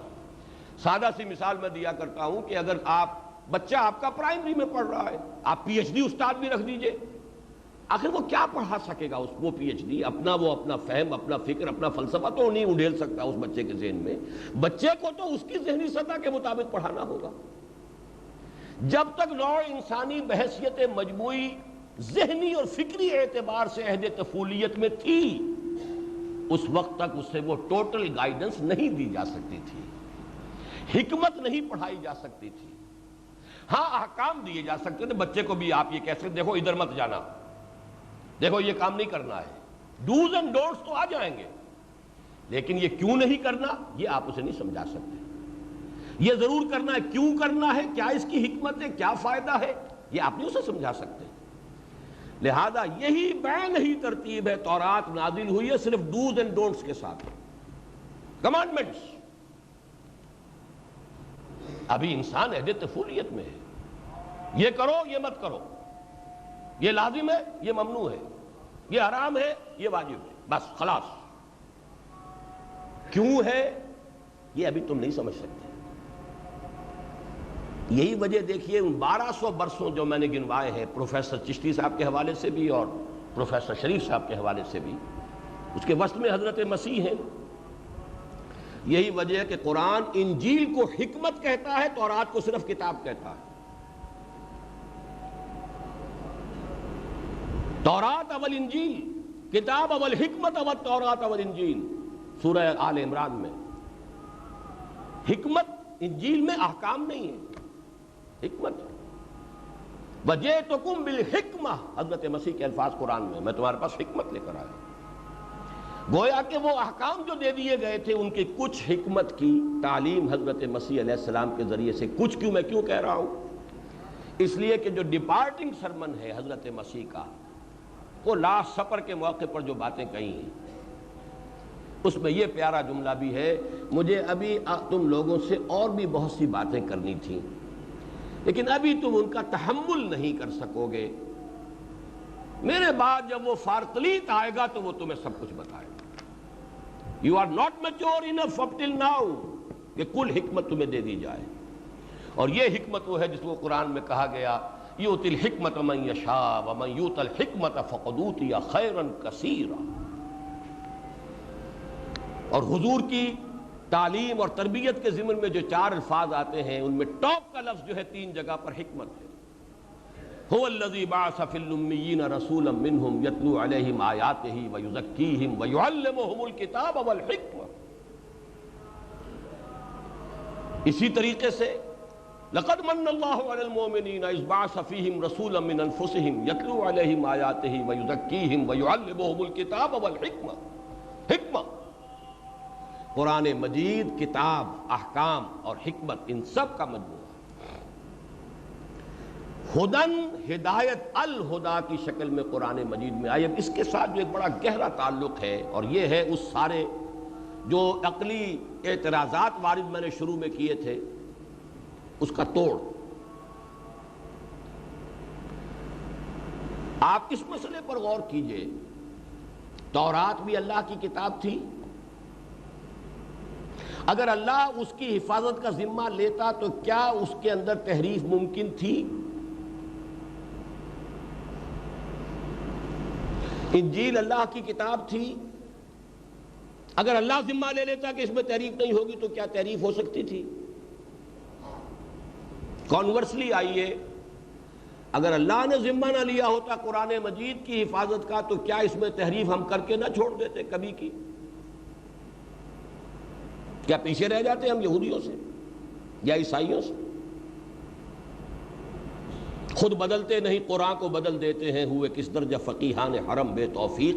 ترجموں میں تحریف ہوئی ہے، مفاہیم میں تحریف ہوئی ہے، مدلولات میں تحریف ہوئی ہے، کس چیز میں تحریف نہیں ہوئی؟ صرف ایک شے محفوظ ہے، وہ متن ہے۔ اس بڑی ہی تلخ حدیث میں بھی اسی کا ذکر آیا ہے، ایک حدیث جو کہ آخری زمانے کے بارے میں، اور وہ آخری زمانہ اور کون سا ہوگا؟ میں تو بتمام و کمال سمجھتا ہوں کہ آج کا زمانہ ہے، لیکن لرزا دینے والی حدیث ہے۔ یوشک ان یاتی علی الناس زمان، اندیشہ ہے لوگوں پر ایک زمانہ وہ بھی آ جائے گا، لا یبقى من الاسلام الا اسمہ ولا یبقى من القرآن الا رسمہ، اسلام میں سے اس کے نام کے سوا کچھ نہیں بچے گا، اور قرآن میں سے اس کے رسم الخط کے سوا کچھ نہیں بچے گا۔ رسم ہے یہ، اور رسم متن ہے، اسکرپٹ، بس۔ مساجدہم عامرۃ، ان کی مسجدیں بہت آباد ہوں گی، بہت لوگ ہوں گے، نمازی ہوں گے، بڑے ٹھاٹ کے ساتھ آئیں گے، مسجدوں میں قالین ہوں گے، مسجدوں میں بڑے بڑے شینڈلیئرز ہوں گے، سب کچھ ہوگا۔ مساجدہم عامرۃ وہی خراب من الہدی، ہدایت سے خالی ہوں گی، پومپ اینڈ شو ہوگا، ہدایت نہیں ہوگی۔ وَعُلَمَاؤُهُمْ شَرُّ النَّاسِ تَحْتَ عَظِيمِ السَّمَاءِ، اور ان کے علماء جو ہوں گے وہ آسمان کی چھت کے نیچے کے بدترین لوگ ہوں گے۔ مِنْ عِنْدِهِمْ تَخْرُجُ الْفِتْنَةُ وَفِيهِمْ تَعُودُ، ان کے پاس سے فتنے برآمد ہوں گے، انہی میں گھس جائیں گے، فتنے پیدا کرنے کے سوا ان کا کام نہیں رہے گا۔ جھگڑے اٹھاؤ، فتنے اٹھاؤ، اللہ خیر صلی اللہ، اپنی اہمیت بناؤ۔ یہ کنٹروورسیز نہ ہو تو ہماری اہمیت کیسے ہو؟ یہ نور و بشر کا جھگڑا نہ ہو تو ہمیں کون پوچھے گا پھر؟ یا امین بالجہر ہے یا نہیں ہے اس کی بحث نہ ہو تو ہماری اہمیت کون سی رہ جائے گی؟ من عندہم تخرج الفتنہ، فتنے ان کے پاس سے برآمد ہوں گے، وفیہم تعود، انہی میں گھس جائیں گے۔ اس میں اس وقت جو حدیث میں، ویسے بڑی لرزانے والی حدیث ہے لیکن اس وقت مجھے کوٹ کرنا تھا، قرآن میں سے اس کے رسم کے سوا کچھ نہیں بچے گا۔ لا یبقى من الاسلام الا اسمہ ولا یبقى من القرآن الا رسمہ، رسم الخط۔ لیکن یہ بھی اس لیے بچ گیا ہے کہ اللہ نے ذمہ لیا، انا نحن نزلنا الذکر وانا لہ لحافظون، ہم نے ہی اس ذکر کو نازل کیا ہے اور ہم ہی اس کے محافظ ہیں۔ اب دیکھیے ایک اعتراض میں وارد کر رہا ہوں، اللہ نے قرآن کو نازل کیا تو کیا تورات اللہ نے نازل نہیں کی؟ اس جملے کا پہلا حصہ تو مشترک ہے، اپلیکیبل ہے تورات کو بھی، انجیل کو بھی، قرآن کو بھی برابر۔ انا انزلنا التوراۃ فیہا ھدی ونور، ہم نے نازل کی تھی تورات، اس میں ہدایت بھی تھی اور ہدایت بھی ہے اور نور بھی تھا، نور بھی ہے۔ دونوں ترجمے ہو سکتے ہیں، ماضی کا بھی اور حال کا بھی۔ تو انا نحن نزلنا الذکر، ہم نے ہی اس قرآن کو نازل کیا ہے، تو اس معاملے میں تو مشترک ہے، تورات بھی، انجیل بھی اور قرآن بھی۔ وَإِنَّا لَهُ لَحَافِظُونَ، یہ صرف قرآن کے لیے کیوں ہے، یہ کیوں میں سارے مسئلے کا حل ہے۔ تورات ہو، انجیل ہو، زبور ہو، صحف ابراہیم ہو، وہ سب اس ہدایت خداوندی کے ارتقائی مراحل تھے، انٹرم پیریڈز کے لیے ہدایت نامے، عبوری دور کے لیے عبوری دستور بن رہا ہے، ابھی مستقل دستور بنے گا، عبوری دور ہے، عبوری دور کے لیے کچھ ہدایات ہیں، کچھ انسٹرکشنز دی جا رہی ہیں۔ اصل الہدا جب آئے گی اس کو محفوظ رکھیں گے، حفاظت اسی کی ہونی چاہیے، ترجیح بلا مرجع نہیں ہو سکتی عقلاً اور منطق کے اعتبار سے۔ کسی کو کسی پر ترجیح ہو تو کوئی سبب ترجیح کا ہونا چاہیے۔ تورات کو نہیں دی حفاظت، اور میں اس کو ذرا اور عام فہم بنانے کے لیے کہا کرتا ہوں کہ ان کتابوں کو یہ حق پہنچتا ہے کہ اللہ تعالیٰ سے شکوہ کریں کہ ہمارے ساتھ یہ سوتیلی بیٹیوں والا سلوک کیا، ہم بھی تیری کتاب ہے، قرآن بھی تیری کتاب، ہماری حفاظت کا ذمہ نہیں لیا، اور اس کا ذمہ لیا کیوں لیا؟ اس لیے کہ یہی تو الہدا ہے، کامل ہے، ہدایت نامہ ہے، یہ مہیمن ہے۔ اس میں تورات کا بھی وہ جو ابدی حصہ ہے، اس کی تعلیمات کا ابدی پہلو وہ اس میں ہے، انجیل کی جو ابدی حکمت ہے وہ اس میں ہے، تمام کتابوں کی مہیمن ہے، جامع ہے، مکمم ہے، متمم ہے، مکمل ہے، تکمیل کرنے والی ہے، حفاظت کا اس کا ذمہ ہے۔ اور یہی در حقیقت سارا توڑ ہے اس پورے استدلال کا۔ اجرائے وحی کی اگر کوئی عقلی طور پر وہی ہدایت ہے، ٹھیک ہے، ذریعہ ہدایت تھی، صحیح ہے، اس کے جاری رہنے کے لیے عقلی دلیل اگر کوئی ہے تو صرف دو بن سکتی ہے، یا تو یہ مانا جائے کہ ہدایت قرآن میں کامل نہیں ہوئی تو سلسلہ جاری رہنا چاہیے، کھڑکی کھلی رہنی چاہیے، ابھی تو کامل ہوئی نہیں، یا یہ مانیے کہ قرآن میں کامل تو ہو گئی تھی بٹ اٹ گاٹ لاسٹ، تحریف ہو گئی ہے۔ اب ہم تو نہیں جانتے کہ قرآن کا کتنا حصہ جینوئن ہے اور کتنا حصہ فیک ہے اور کتنا جو ہے فیبریکیٹڈ ہے، کتنے کے اندر تحریف ہو گئی ہے، تو وی نیڈ اے پروفٹ، وہی ہی تو پھر بتا سکتی ہے نا۔ جیسے قرآن نے آ کے بتایا کہ موسیٰ کی کتنی تعلیمات صحیح تھی اور کتنی تم نے غلط اس کی طرف منسوب کر دی، عیسیٰ کی کون کون سی باتیں صحیح ہیں، کون سی تم نے غلط اس کی طرف منسوب کر دی ہے، محمد نے بتایا صلی اللہ علیہ وسلم، بغیر وحی کے کیسے معلوم ہوتا؟ تو یا تو یہ مانا جائے کہ قرآن پر ہدایت قرآن میں مکمل ہوئی نہیں تو وحی کی کھڑکی کھلی رہنی چاہیے عقلاً اور منطقی طور پر، یا یہ مانا جائے کہ قرآن میں ہدایت کامل تو ہو گئی تھی، محفوظ نہیں رہی، تب اجرائے وحی کی کھڑکی کے کھلے رکھنے کا عقلی اعتبار سے، منطقی اعتبار سے امکان ہے، اور کوئی بھی قادیانی بھی ان دونوں میں سے کسی بات کا اقرار نہیں کرے گا۔ پھر وہی کائے کے لیے، پھر تو وہی کار عبث ہو گیا، اب کار عبث ہو گیا۔ دیکھیے دلیل میں نے الٹی ان کے اوپر ڈالی، اگر وہی لوگوں کی ہدایت کے لیے تھی تو بند کیوں ہو گئی؟ کار عبث تو نہیں تھا، ایک مقصد کے تحت تھا، لہذا اس کار عبث کو ختم تو نہیں ہونا چاہیے، وہ کار عبث نہیں، کار بامقصد تھا۔ اسی کا جواب یہ ہے کہ جب وہ وحی مکمل ہو چکی، ہدایت مکمل ہو چکی، اب اس کا اجرا جاری رہنا کار عبث ہے۔ لہذا ان دو کے سوا کوئی تیسرا احتمال نہیں. یا مانا جائے کہ ہدایت قرآن میں مکمل ہوئی ہی نہیں تھی، ابھی مزید کی ضرورت تھی تو وہی کی کھڑکی کھلی رہنی چاہیے، یا یہ مانا جائے کہ قرآن میں ہدایت کامل تو ہو گئی تھی لیکن پھر تحریف ہو گئی ہے، اب ہمیں صحیح معلوم نہیں ہو سکتا، لہذا کسی وحی کی کھڑکی ہی سے اس کے بارے میں ہمیں معلوم ہونا چاہیے. جو شخص ان دو میں سے کسی بات کو نہ مانے، عقلاً اس کے لیے اب یہ مانے بغیر چارہ نہیں ہے کہ اب اجرائے وہی کار عبث ہے. افحسبتم انما خلقناکم عبثا، اللہ تعالیٰ کی شان کے یہ شایع نہیں ہے کہ وہ کار عبث کرے. یہ ہے الہدا جس کی تکمیل ہوئی قرآن پر، اور اسی لیے علامہ اقبال نے بہترین تعبیر کی ہے، نوع انسان را پیام آخرین حامل او رحمت للعالمین. میں نے دو ہی الفاظ کی شرح کی ابھی تک. نبوت رحمت تھی لیکن رحمت للعالمین، تمام جہان والوں کے لیے نبوت صرف محمد کی ہے صلی اللہ علیہ وسلم. نبوت رحمت تھی لیکن عالمی نبوت صرف محمد کی ہے.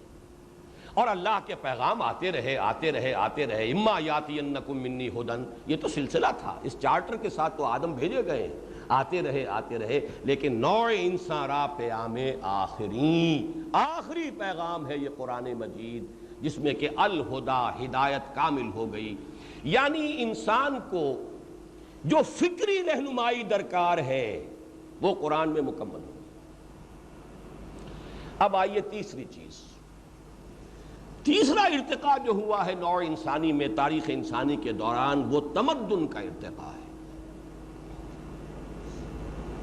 جیسے میں نے عرض کیا نا، کسی نے دو پتھر ایسے ہی ٹکر گئے ہوں، شاید آپس میں ٹکرا کر اس میں چنگاری نکلتی دیکھ لی تو وہ اس نے پھر ٹکرائے، نکل آئی تو بہت بڑا موجود ہو گیا ہوگا اس زمانے کا، آگ جیسی شے ایجاد کر.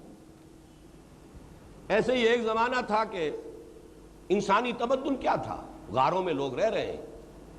عام جو منار کا فول آئی سروے، اپنے غار کا میں مالک ہوں، اللہ اللہ خیر صلاح، باقی نہ کوئی کارپوریشن ہے، نہ کوئی میونسپلٹی ہے، نہ کوئی سڑکیں ہیں، نہ کوئی پانی کا نظام ہے، نہ صفائی کا نظام ہے.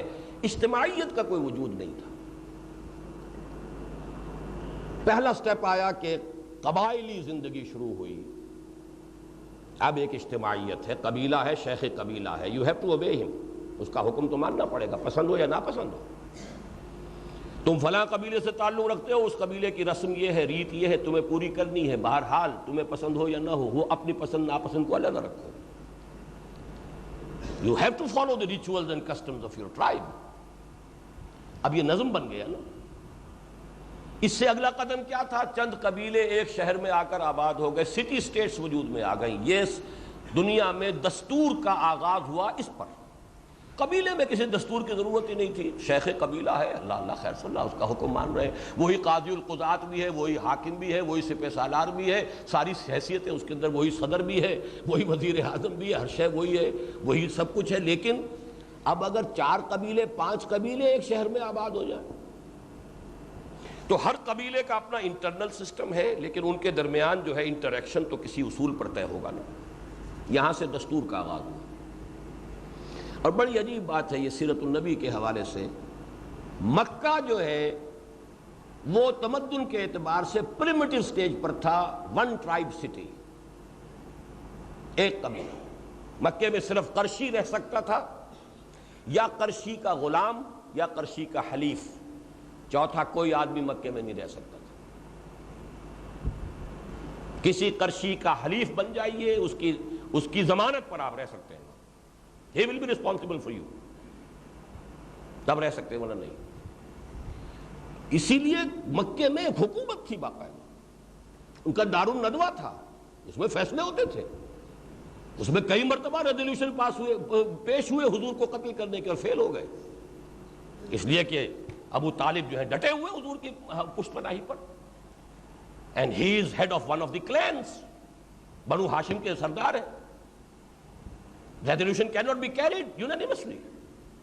وہ تو جب وہ فوت ہو گئے اب وہ ریزولوشن جو ہے یونانیمسلی کیریڈ ہو گیا، اسی لیے حضور کو طائف جانا پڑا. تو مکے کا نظام بڑا مستحکم تھا، ایک حکومت کا نظام تھا، وہاں عہدے تھے.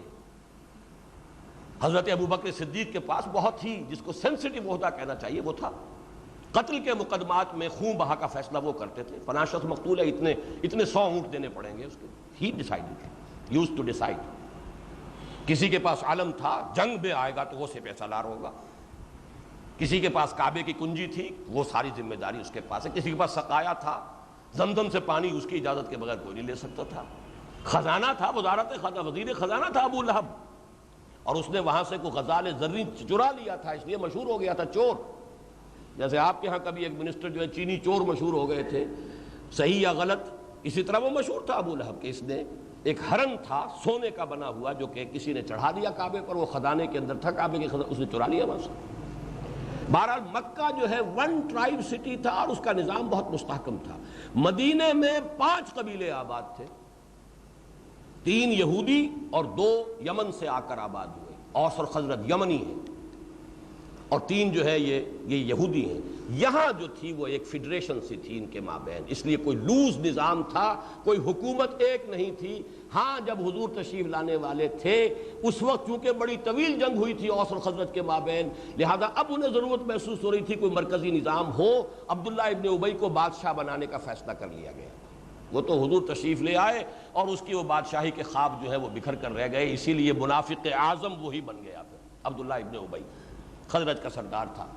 یہ ہے ایک 5 قبیلوں کا شہر، اور اس میں ایک عجیب بات طے تھی. اوسی اور خزرجی کے مابین 1 اور 3 کی نسبت تھی. اگر اوسی خزرجی کو قتل کر دے گا تو 3 گنا اسے دینا پڑے گا خون بہا، اور اگر خزرجی اوسی کو قتل کر دے گا تو اس کا تیسرا حصہ جو ہے وہ کفایت کر جائے گا. اب آپ سوچئے کہ اوسی نوجوان کا خون کھولتا ہوگا کہ میرا خون اس خزرجی کی خون سے 3 گنا کم ہے، اس کی قیمت اس کی جان کی قیمت میری جان کی قیمت سے 3 گنا زیادہ ہے. لیکن اگر رہنا ہے تو ماننا پڑے گا، چھوٹا قبیلہ ہے، کمزور قبیلہ ہے. حضور نے بھی جب بنائے تھے 12 نقیب تو 3 اوس میں سے تھے، 9 خزرج میں سے تھے. جو بھی یعنی اس وقت کی جو آبجیکٹو کنڈیشنز تھیں ان کا پورا لحاظ محمد رسول اللہ صلی اللہ علیہ وسلم نے رکھا ہے. 3 ان میں سے 12 نقباء میں سے 3 تھے اوس میں سے اور 9 خزرج میں سے تھے. 1 اور 3 کی نسبت قائم ہے. بہرحال یہ تھا ارتقاء کا اگلا مرحلہ، اور اس سے اگلا مرحلہ حضور کے زمانے تک جو پورا ہو چکا تھا وہ امپیریلزم، ملوکیت، بادشاہ، محل، سٹینڈنگ آرمیز. جزیرہ نما عرب اس سے بچا ہوا تھا، لیکن عرب کے اوپر تاج اگر سمجھیے چوڑا سا تاج اگر تھا تو ان میں دونوں یہ امپیریلسٹ پاورز موجود تھیں، 2 سپر پاورز موجود تھیں، ایک روم اور ایک ایران، سلطنت کسریٰ، سلطنت روما. گویا کہ اب ایک نظام کی شکل بن چکی تھی. اس دور میں اب نوٹ کیجئے میرا جملہ، ایک لفظ سمجھ لیجئے، اس دور میں انسان کی سب سے بڑی، سب سے پہلی، سب سے اہم ضرورت ایک نظام عدل اجتماعی ہے، سسٹم آف سوشل جسٹس. ورنہ زیادتی ہوگی، ظلم ہوگا، کوئی قوم دوسری قوم کو دبا لے گی، کوئی حلقہ دوسرے حلقے کو دبا لے گا، کوئی طبقہ دوسرے طبقے پر سوار ہو جائے گا، کوئی بیٹھے گا محل سجا کر اور عیش کرے گا، اور کوئی جو ہے جا کر محنت کرے گا اور وہ خون پسینہ کر کے جو ہے گندم اگائے گا. اس کے بچے کو پھر بھی شاید فاقے آ جائیں سال کے دوران، اور عیش کرے گا وہ کہ جو اپنے محل کے اندر بیٹھا ہوا ہے.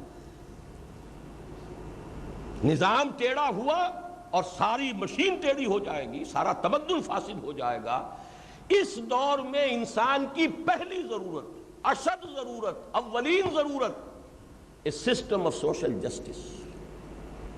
یہ ہے وہ نقطہ جس کو لوگ نہیں سمجھ پاتے، خاص طور پہ مذہبی لوگوں کی تو سمجھ ہی میں نہیں آتا. ان کے نزدیک، جیسے میں نے کل تقریر کی تھی، جیسے ہمارا سارا مذہبی جذبہ ابھرتا ہے تو وہ اور نماز کے اندر اور روزے کے اندر علم کی اہمیت ہے ہی نہیں لوگوں کے سامنے، یا پھر یہ کہ علم کو تقسیم کر کے رکھ دیا گیا، یہ سیکولر نالج ہے اور یہ مذہبی نالج ہے. وہ علم کی توحید ختم ہو چکی ہے، ثنویت علم ہے ہمارے یہاں. اس پر تو خیر کل میں تقریر کر چکا ہوں. اسی طریقے سے سمجھ لیجئے کہ باقی مذہبی تصورات میں عبادات ہیں، یہ ہیں، یا اخلاقیات ہیں، یہ ہے، نظام عدل اجتماعی کی کوئی اہمیت سرے سے مذہبی لوگوں کے سامنے نہیں.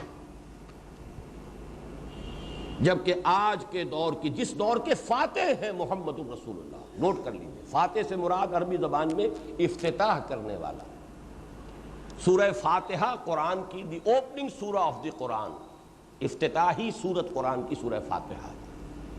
تو جس فتح یفتح کھولنا، افتتاح کرنا، اس دور کا افتتاح محمد الرسول اللہ نے کیا ہے، جبکہ نظام اجتماعی جو ہے اس درجے مسلط ہو چکا ہے لوگوں پر کہ افراد کی حیثیت جو ہے وہ بالکل تقریباً بے معنی ہو کر رہ گئی۔ جس کی سادہ سی مثال میں آپ کو یہ دے دوں، آپ کا بچہ، آپ کا بیٹا ہے، آپ چاہتے ہیں اسے ٹھیک اسلامی تعلیم و تربیت دینا، آپ غلط کاموں سے بچانا کیسے بچائیں گے؟ انہی اسکولوں میں بھیجیں گے، انہی کالجوں میں بھیجیں گے۔ فرض کیجئے طے کر لیتے نہیں بھیجتا میں اسکول میں، نہیں بھیجتا کالج میں، کہاں رکھیں گے؟ غار میں بند کریں گے؟ وہ گلی میں جائے گا تو ٹیلی ویژن دیکھ لے گا، گانوں کی آوازیں اس کی گلی میں سے نکلتے ہی جو ہے اس کے کان میں پڑیں گے۔ کیا کریں گے؟ کہاں لے جائیں گے؟ کس غار میں اس کو بند کر دیں؟ آپ بے بس ہیں۔ You wash your hands of, بچے دیجئے اور حوالے کیجئے، وہ نظام کے حوالے ہے۔ وہ جو نظام تعلیم ہوگا بچہ وہی کچھ بنے گا۔ کوئی لاکھ میں ایک نکل جائے، کوئی ایکسیپشن ہو جائے، بچ جائے۔ ہم تو سمجھے تھے کہ لائے گی فراغت تعلیم، کیا خبر تھی کہ چلا آئے گا الحاد بھی ساتھ، اور گلا تو گھونٹ دیا اہل مدرسہ نے تیرا، کہاں سے آئے صدا لا الہ الا اللہ۔ میکالے نے نظام بنایا تعلیم کا، اور پورے ہندوستان کے اندر جو ہے ذہنیتیں بدل کر رہ گئی۔ یہ تو نظم ہے، نظام ہے، اس نظام کے ساتھ وابستہ چیز ہے۔ انفرادیت تو سکڑ کر رہ گئی ہے، غریب، اس کی کوئی حیثیت ہی نہیں، آپ کے چوائسز ہی نہیں ہیں، یو آر باؤنڈ، مقید ہے ہر شخص۔ جب تک اس نظام کو ٹھیک نہیں کرو، یہ ہے اصل بات، اور بعثت محمدی کا نقطہ عروج یہ ہے۔ هو الذی ارسل رسولہ بالہدی ودین الحق، اور اس نظام کی تکمیل کر دی محمد الرسول اللہ پر، الیوم اکملت لکم دینکم واتممت علیکم نعمتی۔ یہ تیسرا پہلو ہے ارتقاء نبوت و رسالت کا۔ محمد الرسول اللہ کی رسالت میں آ کر جو بات کامل ہو گئی ہے، مکمل نظام عدل اجتماعی، complete system of social justice, balanced in every respect. تین ہی مسئلے ہیں جو بہت ہی کٹھن ہیں، لا ینحل ہیں، ذہن انسانی حل کرنے سے قاصر ہے۔ میں دعوے سے کہتا ہوں کہ نہیں کر سکتا حل، ٹھوکریں کھاتا رہے گا دائیں بائیں مشرق مغرب، افراط اور تفریط کے دھکوں کے سوا کچھ نصیب نہیں ہوگا انسان کو۔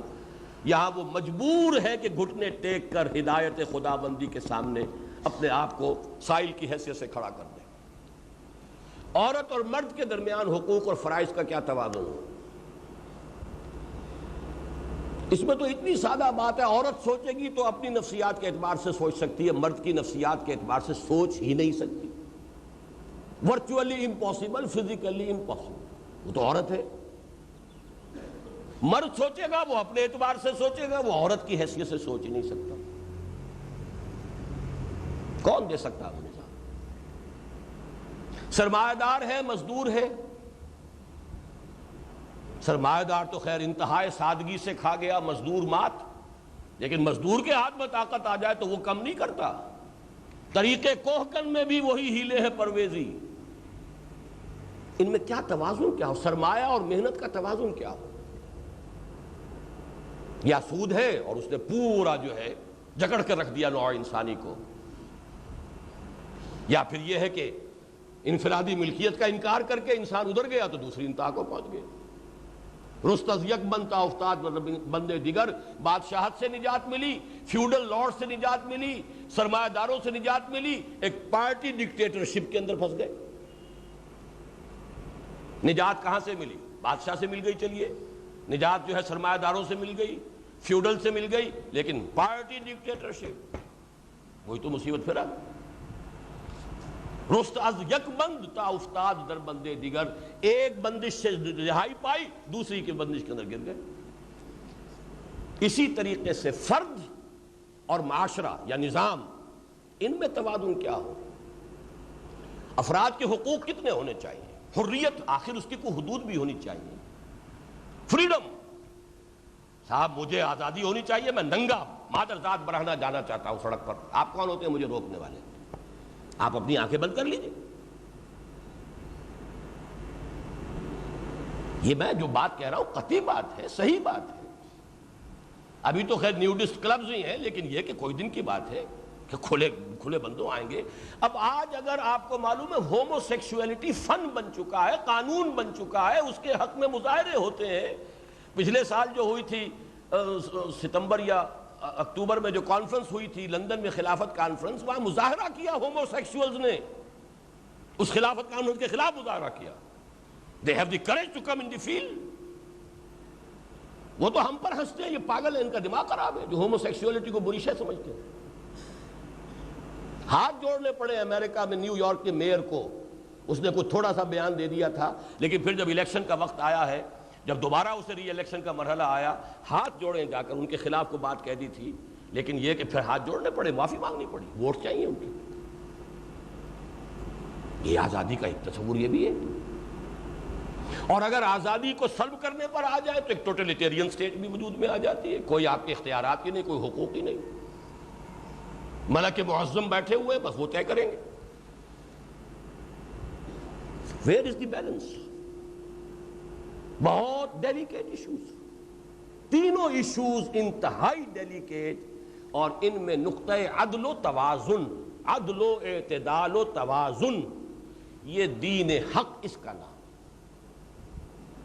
دین حق سچا دین، حق کا دین، جسٹ سوشل آرڈر، اور اس کی تکمیل ہوئی ہے محمد الرسول اللہ صلی اللہ علیہ وسلم۔ الیوم اکملت لکم دینکم واتممت علیکم نعمتی، یہ اتمام اسی قرآن کے لیے آ رہا ہے، اس لیے کہ قرآن الہدا ہے، اور نعمت صرف ہدایت ہے۔ یہ نوٹ کر لیجئے، تجزیہ کر کے سمجھ لیجئے، کوئی شے نعمت نہیں ہے، کوئی شے، نہ اولاد نعمت ہے، نہ صحت نعمت ہے، نہ دولت نعمت ہے، نہ اقتدار نعمت ہے، اگر ہدایت ساتھ نہ ہو۔ ہدایت ساتھ ہو تو ہر شے نعمت ہے۔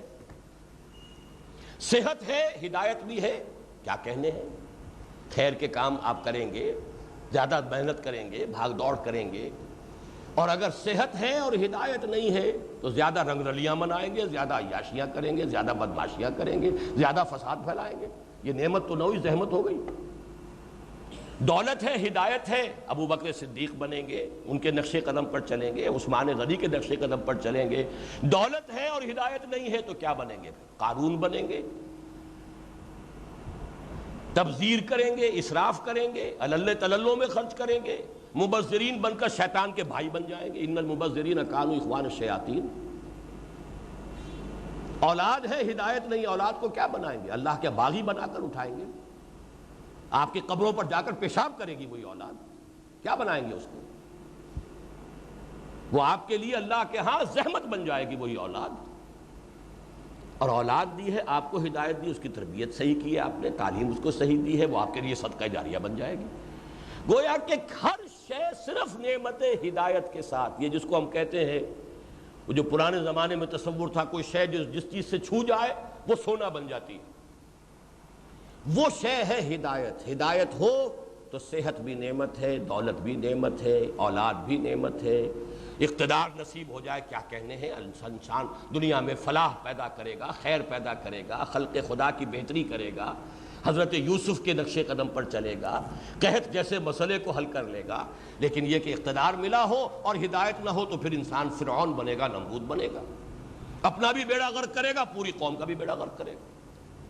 تو وہ اتمام نعمت، الیوم اکملت لکم دینکم واتممت علیکم نعمتی ورضیت لکم الاسلام دینا، یہی دو الفاظ اس آیت میں آئے، هو الذی ارسل رسولہ بالہدی ودین الحق۔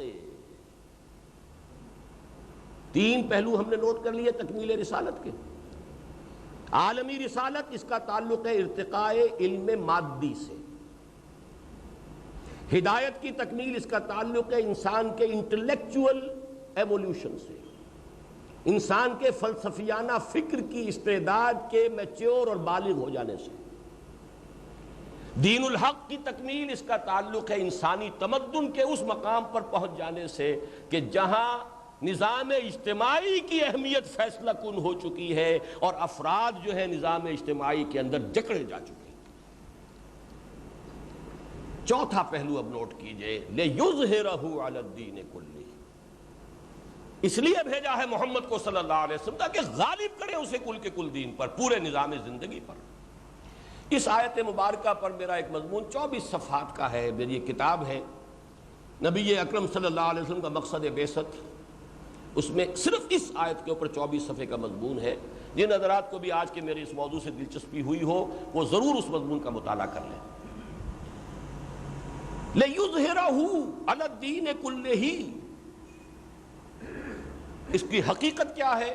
فرض کیجئے کہ حضور وہ نظام صرف قرآن میں لکھا ہوا پیش کر دیتے، کیا وہ حجت بن جاتا؟ بہتر سے بہتر نظام کتاب میں لکھا جا سکتا ہے۔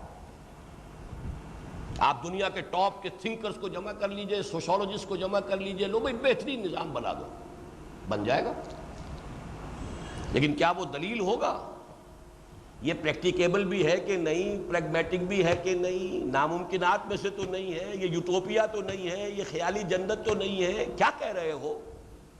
یہ کوئی ہونے والی باتیں ہیں جو تم کر رہے ہو،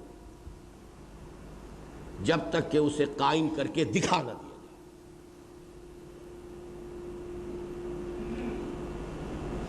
آپ کو معلوم ہے افلاطون نے کتاب لکھی تھی ریپبلک، اور کتاب کتنی زوردار ہوگی جو آج تک زندہ ہے۔ حضرت مسیح علیہ السلام سے 300-400 قبل کی کتاب ریپبلک، ایک خاص نقشہ پیش کیا، آج تک دنیا میں وہ نقشہ کہیں قائم ہی نہیں ہوا، لہذا وہ اب ایک خواب ہے، یوٹوپیا ہے، خیالی جنت ہے، اس کے سوا کچھ نہیں۔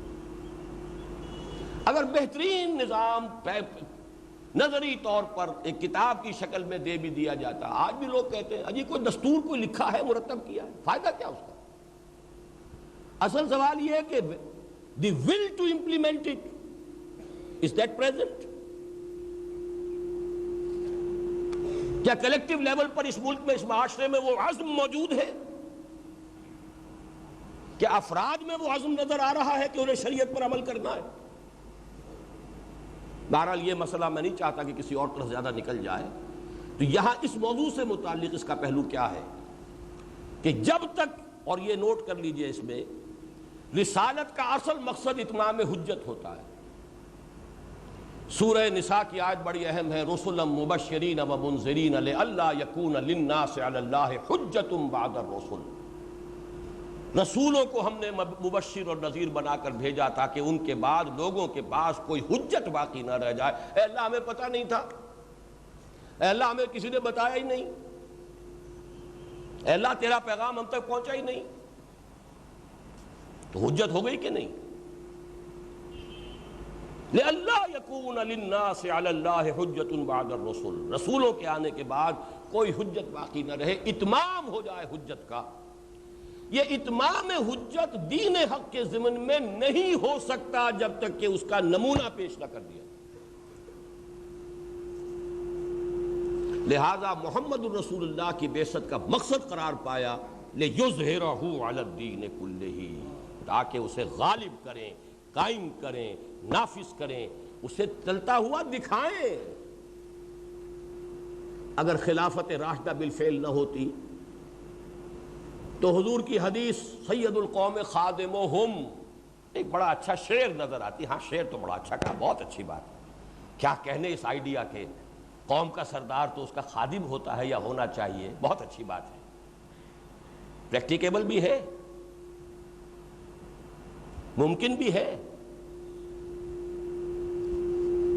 ابو بکر اور عمر کو دیکھ لو، ممکن ہے یا نہیں؟ کر کے دکھایا کہ نہیں؟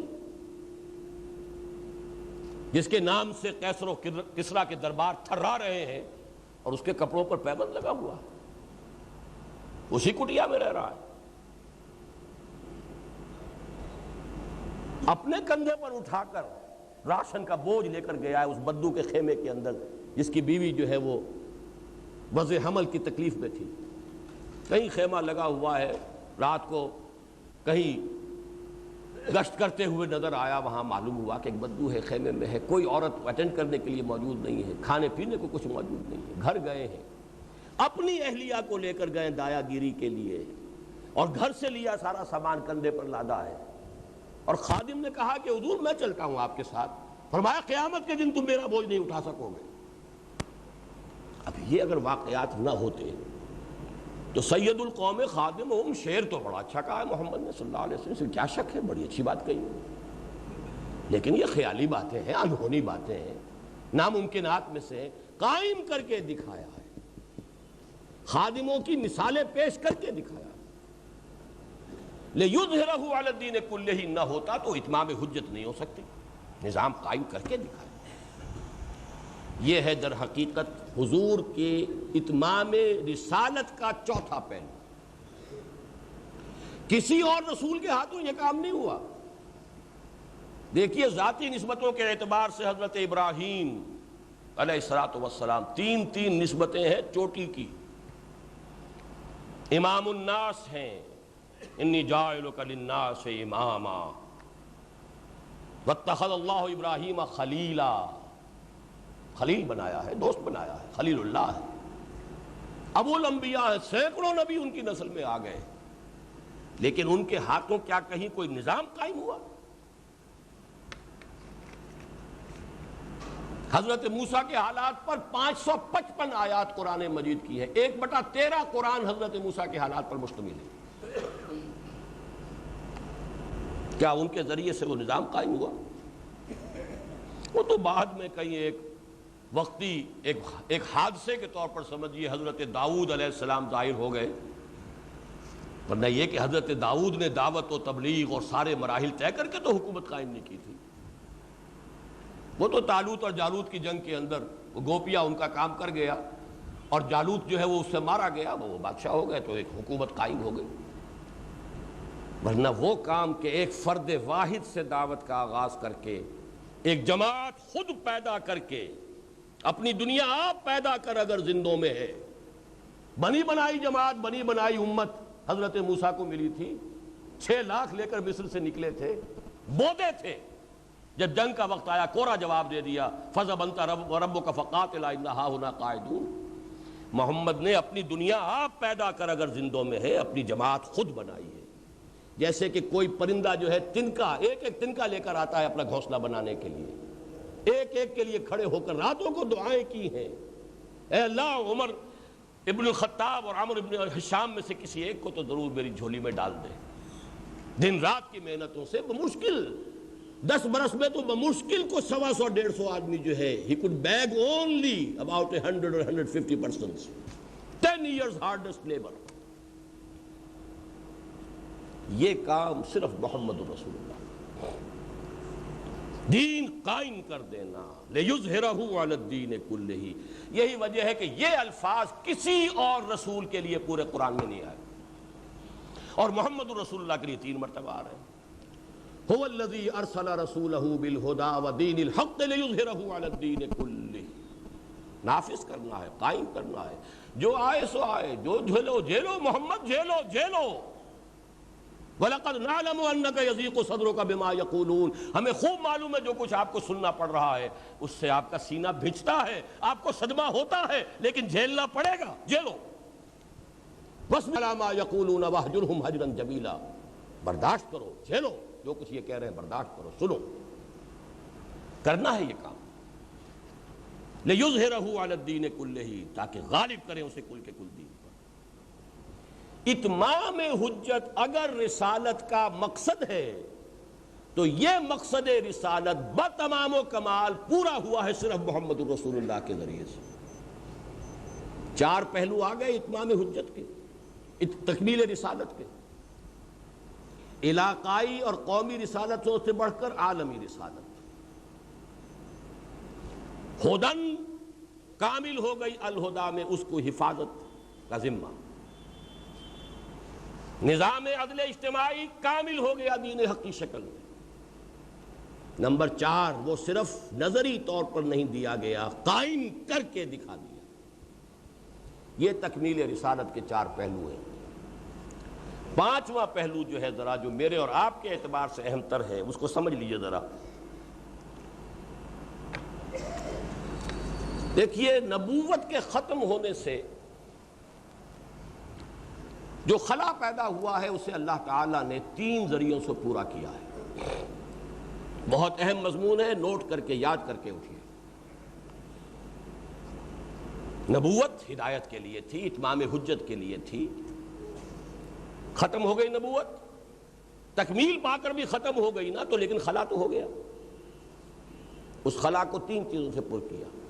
نمبر 1، قرآن کی حفاظت کا ذمہ لے لیا. جو متلاشی حق ہے قرآن کو موجود پائے گا، اور جو خلوص نیت سے ہدایت حاصل کرنا چاہے گا قرآن اسے ہدایت دے دے گا. نمبر 2، اس دین حق کی بھی اس کے اوپر کوئی اگر پردے آ جائیں گے، کوئی اس کے اوپر غبار آ جائے گا، تو مجددین کا سلسلہ غبار ہٹا کر تجدید دین کر کے دین کی اصل شکل پھر پیش کرتے ہیں نظری طور پر. ان اللہ یبعث فی ہذہ الامۃ علی راس کل مئۃ عام من یجدد لہا دینہا. اللہ تعالیٰ اس امت میں ہر صدی کے سرے پر ایسے شخصوں کو اٹھاتا رہے گا جو دین کو تازہ کر دیں.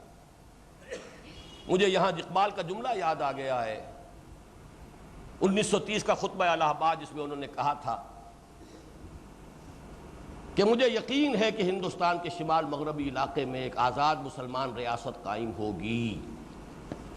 اٹ واز اے ویژن، ایک پیشین گوئی تھی، تجویز نہیں تھی یہ.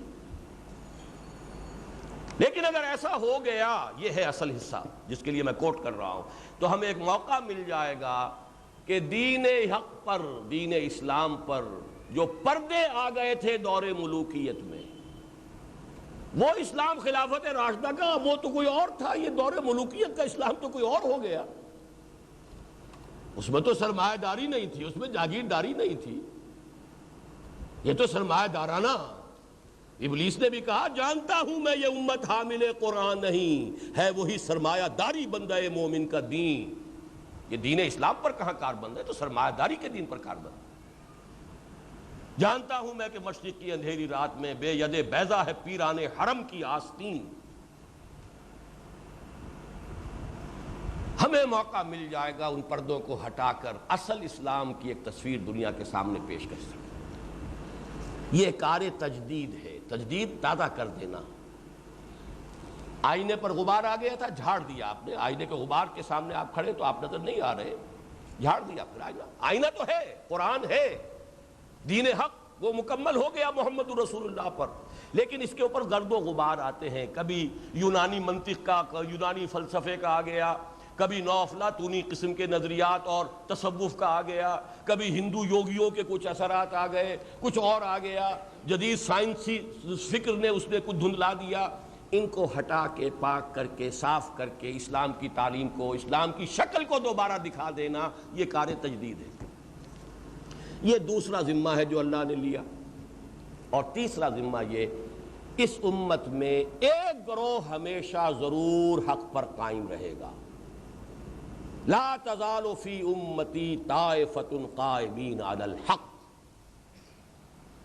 یہ تینوں چیزیں جمع کر لیجئے تو اس کا ایک نتیجہ نکلتا ہے، متلاشی حق کے لیے تو حجت قائم ہے.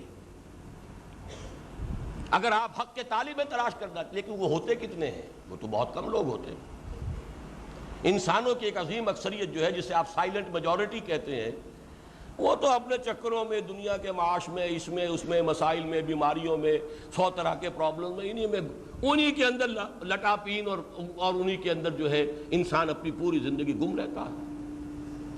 تلاش حق، اس کا کس کی زندگی میں موقع آتا؟ بہت کم. جو ہے اس کے لیے تو حجت قائم ہے، قرآن موجود ہے، جو تلاش کرنا چاہے گا پالے گا، جو اندہ یا بندہ. جو اس کے اوپر کوئی آئے ہیں نظریاتی طور پر، کوئی گردہ وردہ آیا ہے، وقتاً فوقتاً اللہ مجددین کے ذریعے سے اس کو بھی صاف کرتا رہا ہے، تاکہ یہ نہ ہو کوئی تلاش کرنا چاہے تو ملے ہی نہ اسے. اور نمبر 3 یہ کہ انفرادی اعتبار سے، انفرادی شخصیتوں کے اعتبار سے، اور کوئی نہ کوئی ایک گروہی شکل میں بھی کچھ نہ کچھ لوگ ضرور موجود رہیں گے. کوئی دنیا اصحاب خیر سے کوئی دور بالکل خالی نہیں رہے گا. گویا کہ انفرادی سطح پر اتمام حجت کا تو پورا بندوبست اللہ تعالیٰ نے کر رکھا ہے. صرف ایک شے کی کمی ہے، اور وہ اس اجتماعی اتمام حجت کی کمی ہے کہ پوری دنیا میں جب تک کسی ایک ملک میں آپ وہ نظام دین حق قائم کر کے نہیں دکھاتے، humanity at large will have the right to sue us in the court of Allah subhanahu wa ta'ala. اسے حق حاصل ہوگا کہ ہمارے خلاف مقدمہ دائر کرے کہ اللہ ہم نے تو کہیں دیکھا ہی نہیں، یہ تو باتیں ہی باتیں کرتے تھے. پدرم سلطان بود عمر کی بات سناتے تھے، ابو بکر کی سناتے تھے، عثمان کی سناتے تھے، اپنی تو کوئی بات انہوں نے دکھائی نہیں. انہوں نے تو ہمیں کوئی جھلک نہیں دکھائی اس نظام کی. یہ بدبخت تو ہم سے نظام مانگتے رہے، ہماری پیروی کرتے رہے.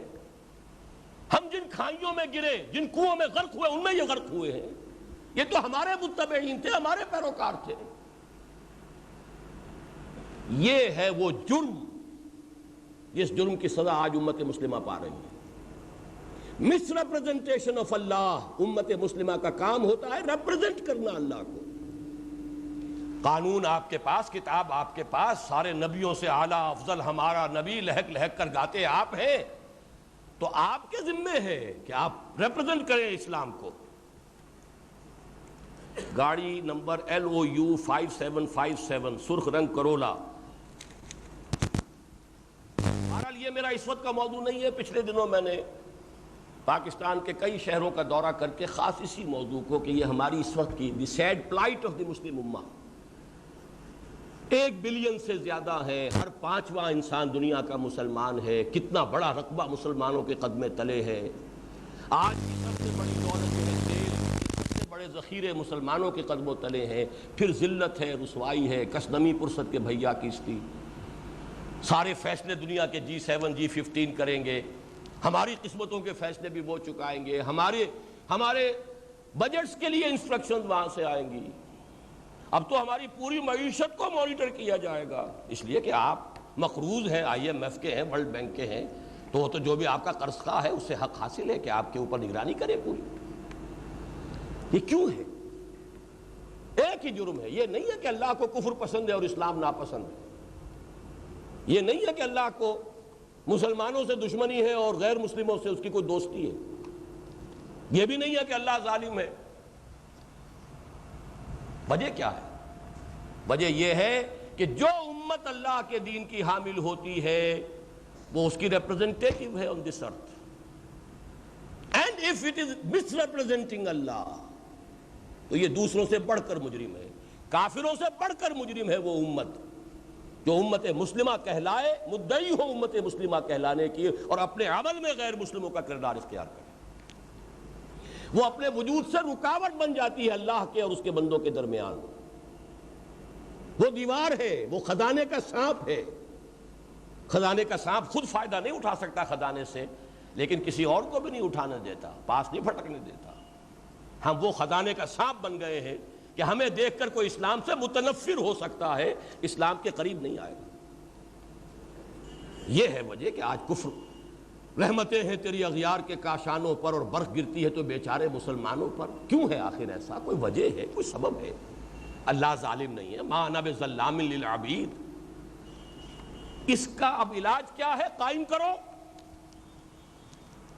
اس قائم کرو کے حوالے سے اب میں 5ویں بات آپ کو بتا رہا ہوں، آخری بات جو تکمیل رسالت کا اہم ترین مظہر ہے ہمارے اعتبار سے.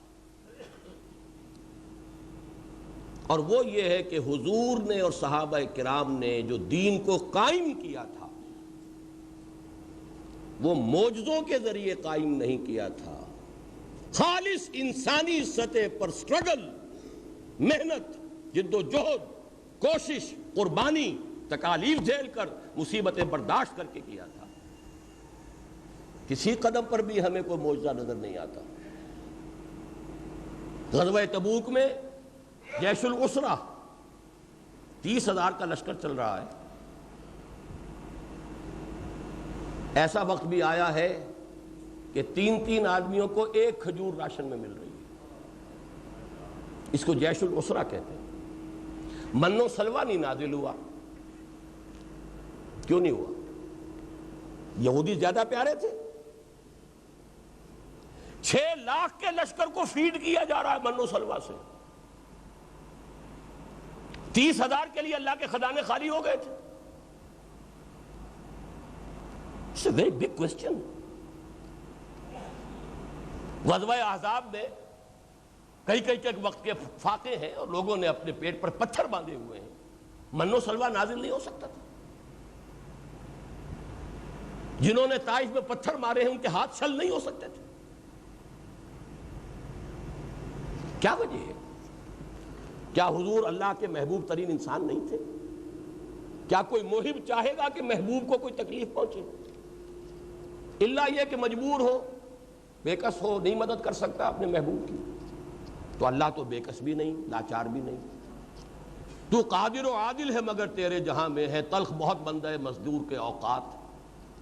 اللہ قادر ہے، اللہ جو ہے محبت کرتا ہے اپنے رسول سے، وہ حبیب اللہ ہے. پھر پتھر پڑ رہے، چیخیں نکل گئی ہیں محمد الرسول اللہ کی.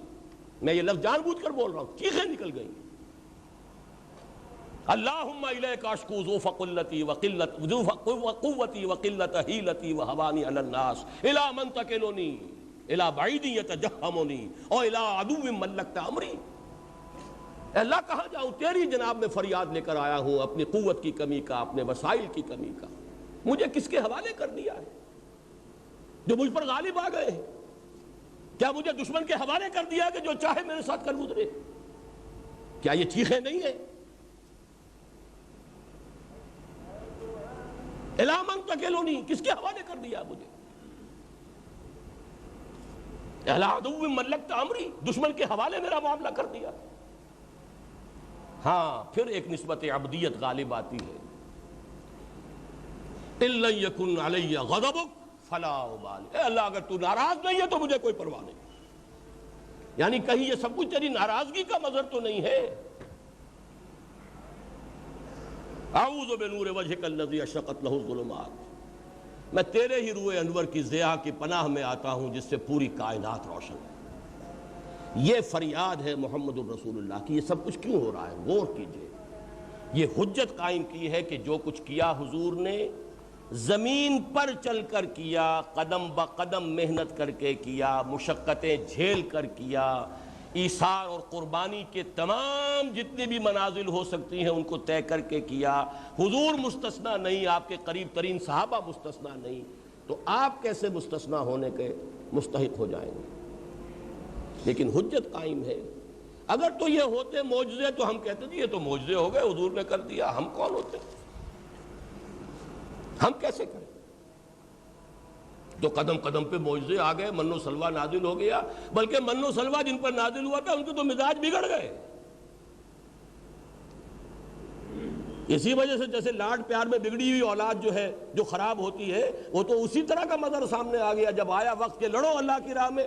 فضا بنتا و ربوں کا فاقاتلہ، تمہاری چھڑی تمہارے پاس موجود ہے، موسیٰ لو اپنا عصا اور جاؤ اور لڑو. یہ عصا سمندر کو پھاڑ سکتا ہے، یہ عصا جو ہے ایک چٹان میں سے 12 چشمے نمودار کروا سکتا ہے، تو ان کو کیوں نہیں مار سکتا؟ انا ہا ہونا قاعدون، ہم تو یہاں بیٹھے ہیں، جاؤ تم اور تمہارا عصا اور تمہارا رب جنگ کرو. وہاں مسئلہ یہ تھا نہیں، قدم بقدم چل کر ایبسولیوٹلی ہیومن لیول پر ایفرٹ ہوئی ہے. اس سے اس کی نفی نہ ہو جائے معاذ اللہ. مدد آئی ہے اور مدد اب بھی آئے گی. مدد کے دروازے تو بند نہیں. وَلَا يَنْصُرَنَّ اللَّهُ مَن يَنْصُرُهُ، لیکن کوالیفائی کریں مدد کے لیے تب مدد آتی ہے. جو کچھ اپنے پاس ہے وہ نکال کر رکھ دیں تب دعا مانگیں اور مدد آئے گی. جو کچھ اپنے پاس ہے وہ تو اپنا، اپنے بیوی بچوں کا، اپنے اولاد کا، اپنا اس کا، اپنا اس کا، اپنا وقت سارا اپنے دھندوں کا، اپنے کاروبار کا. اللہ سے صرف دعا. وہ دعا منہ پر دے کر ماری جائے گی اور ماری جاتی رہی ہے. کتنے دنوں تک دعا مانگی گئی تھی. دعائے قنوت نازلہ، سقوط ڈھاکہ ہو گیا، قنوت نازلہ سے کچھ نہیں ہوا. نہیں ہوگا، کبھی نہیں ہوگا. ہاں 15 برس کی محنت کو لا کے میدان میں ڈال دیا 313 کو. تب دعا کی ہے اللہ میری 15 برس کی کمائی ہے، تب مدد آتی ہے. چمن کے مالی اگر بنا لے موافق اپنا شعار، اب بھی چمن میں آ سکتی ہے پلٹ کر چمن سے روٹھی بہار. اب بھی اور فضائے بدر پیدا کر، فرشتے تیری نصرت کو اتر سکتے ہیں گردوں سے قطار اندر قطار اب بھی، لیکن فضائے بدر پیدا کرنی ہے، اس کے لیے وہ لوگ چاہیے، وہ عزم چاہیے، وہ ارادہ چاہیے، وہ حوصلہ چاہیے، وہ ولولہ چاہیے، وہ ان صلاتی و نسکی و محیایا و مماتی للہ رب العالمین کا فیصلہ چاہیے، ایک امیر کے ساتھ بیعت کر کے بنیان مرصوص کرنے کی ہمت چاہیے، بنیان مرصوص بننے کی ہمت چاہیے۔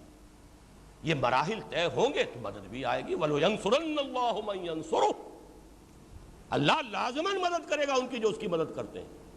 ان تنصروا اللہ ینصرکم، اگر تم اللہ کی مدد کرو گے تو اللہ تمہاری مدد کرے گا۔ تم اللہ کے باغیوں کے ساتھ پینگے بڑھاؤ اور اللہ تمہاری مدد کرتا رہے تو تم سے بڑا بے وقوف اور احمق اور کون ہوگا؟ اللہ کی مدد کی توقع رکھنا۔ وہ مدد تو نہ آئی، نہ عربوں کو ملی سن 67 میں، نہ ہمیں ملی سن 71 میں، مدد تو نہیں آئے گی۔ پاکستان بنایا اللہ کے نام پر، دین کے نام پر، اور دھندے سارے کے سارے کافرانہ جاری رکھے، آج تک جاری ہیں۔ اللہ سے اب قنوت نازلہ مانگ رہے ہیں، آیت کریمہ کا ختم ہو رہا ہے، دعا ہو رہا ہے۔ یہ پرورشن آف ریلیجن ہے، دین کا حلیہ بگاڑا گیا ان چیزوں کے ذریعے سے۔ بہرحال ختم نبوت کا ایک مفہوم، لا نبی بعدی، آپ کے بعد جس نے دعویٰ نبوت کا کیا وہ دائرہ اسلام سے خارج، جس نے تصدیق کی دائرہ اسلام سے خارج۔ یہ اس کا قانونی پہلو ہے۔ انقطاع نبوت، انقطاع وحی، کھڑکی بند۔ لیکن ختم نبوت کا اصل مفہوم، جس میں فضیلت محمدی کا پہلو بھی ہے اور جس میں ختم نبوت پر وارث شدہ جو بھی عقلی اشکالات ہیں ان کا حل ہے،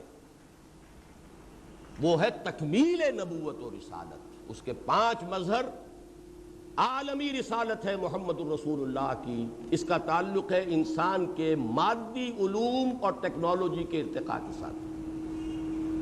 الہدا، ہدایت کاملہ قرآن میں اور اس کی حفاظت کا ذمہ۔ دین حق، تمدن انسانی کے تمام پیچیدہ مسائل کا متوازن معتدل حل دین حق، اس کی تکمیل ہو گئی محمد الرسول اللہ پر۔ نمبر 4، اس کو عملاً قائم کر کے اس کی مثال دکھا دی محمد الرسول اللہ، جس کو آج کی 20ویں صدی میں بھی لوگوں نے تسلیم کیا ہے۔ 2 دشمنوں کی میں صرف آپ کو گواہی دے کر بات ختم کر دوں گا۔ 1920 کی گواہی ہے، ایم این رائے، اس وقت کے یوں سمجھئے کہ جو کمیونسٹ انٹرنیشنل کا بہت ٹاپ کا لیڈر، لاہور میں تقریر کی تھی بریڈ لا ہال میں، دی ہسٹوریکل رول آف اسلام۔ اب بھی یہ ہندوستان میں کتاب چھپتی ہے، موجود ہے۔ اس نے کہا تاریخ انسانی کا عظیم ترین انقلابی رہنما محمد تھے صلی اللہ علیہ وسلم، کر کے دکھایا ہوا۔ یہ صرف دوسرے فاتحین کی طرح کا ایک سیلاب نہیں تھا فتح کا، ایک نئی تہذیب، نیا تمدن، نیا نظام دنیا کو دیا ہے محمد نے۔ مصطفیٰ اندر ہرا خلوت گزید، قوم و آئین و حکومت آفریت۔ 1980 میں کتاب چھپی ہے دی 100 مائیکل ہارٹ، تاریخ انسانی کے عظیم ترین انسان محمد۔ اور کیوں؟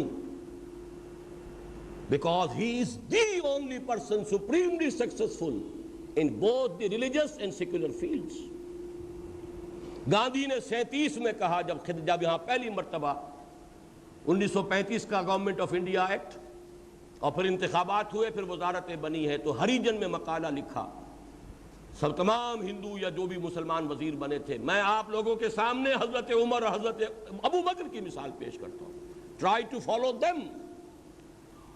ایچ جی ویلز نے لکھا کہ اگرچہ sermons of human fraternity, freedom and equality, sermons تو پہلے بھی بہت کہے گئے دنیا میں، جیزس آف نزارت کے ہاں بھی سرمنز تو بہت ہیں، لیکن یہ ماننا پڑتا ہے کہ تاریخ انسانی میں پہلی مرتبہ ان اصولوں پر ایک معاشرہ بالفعل قائم کیا محمد نے صلی اللہ علیہ وسلم۔ 20ویں صدی کی 4 گواہیاں آپ کو دے دیں۔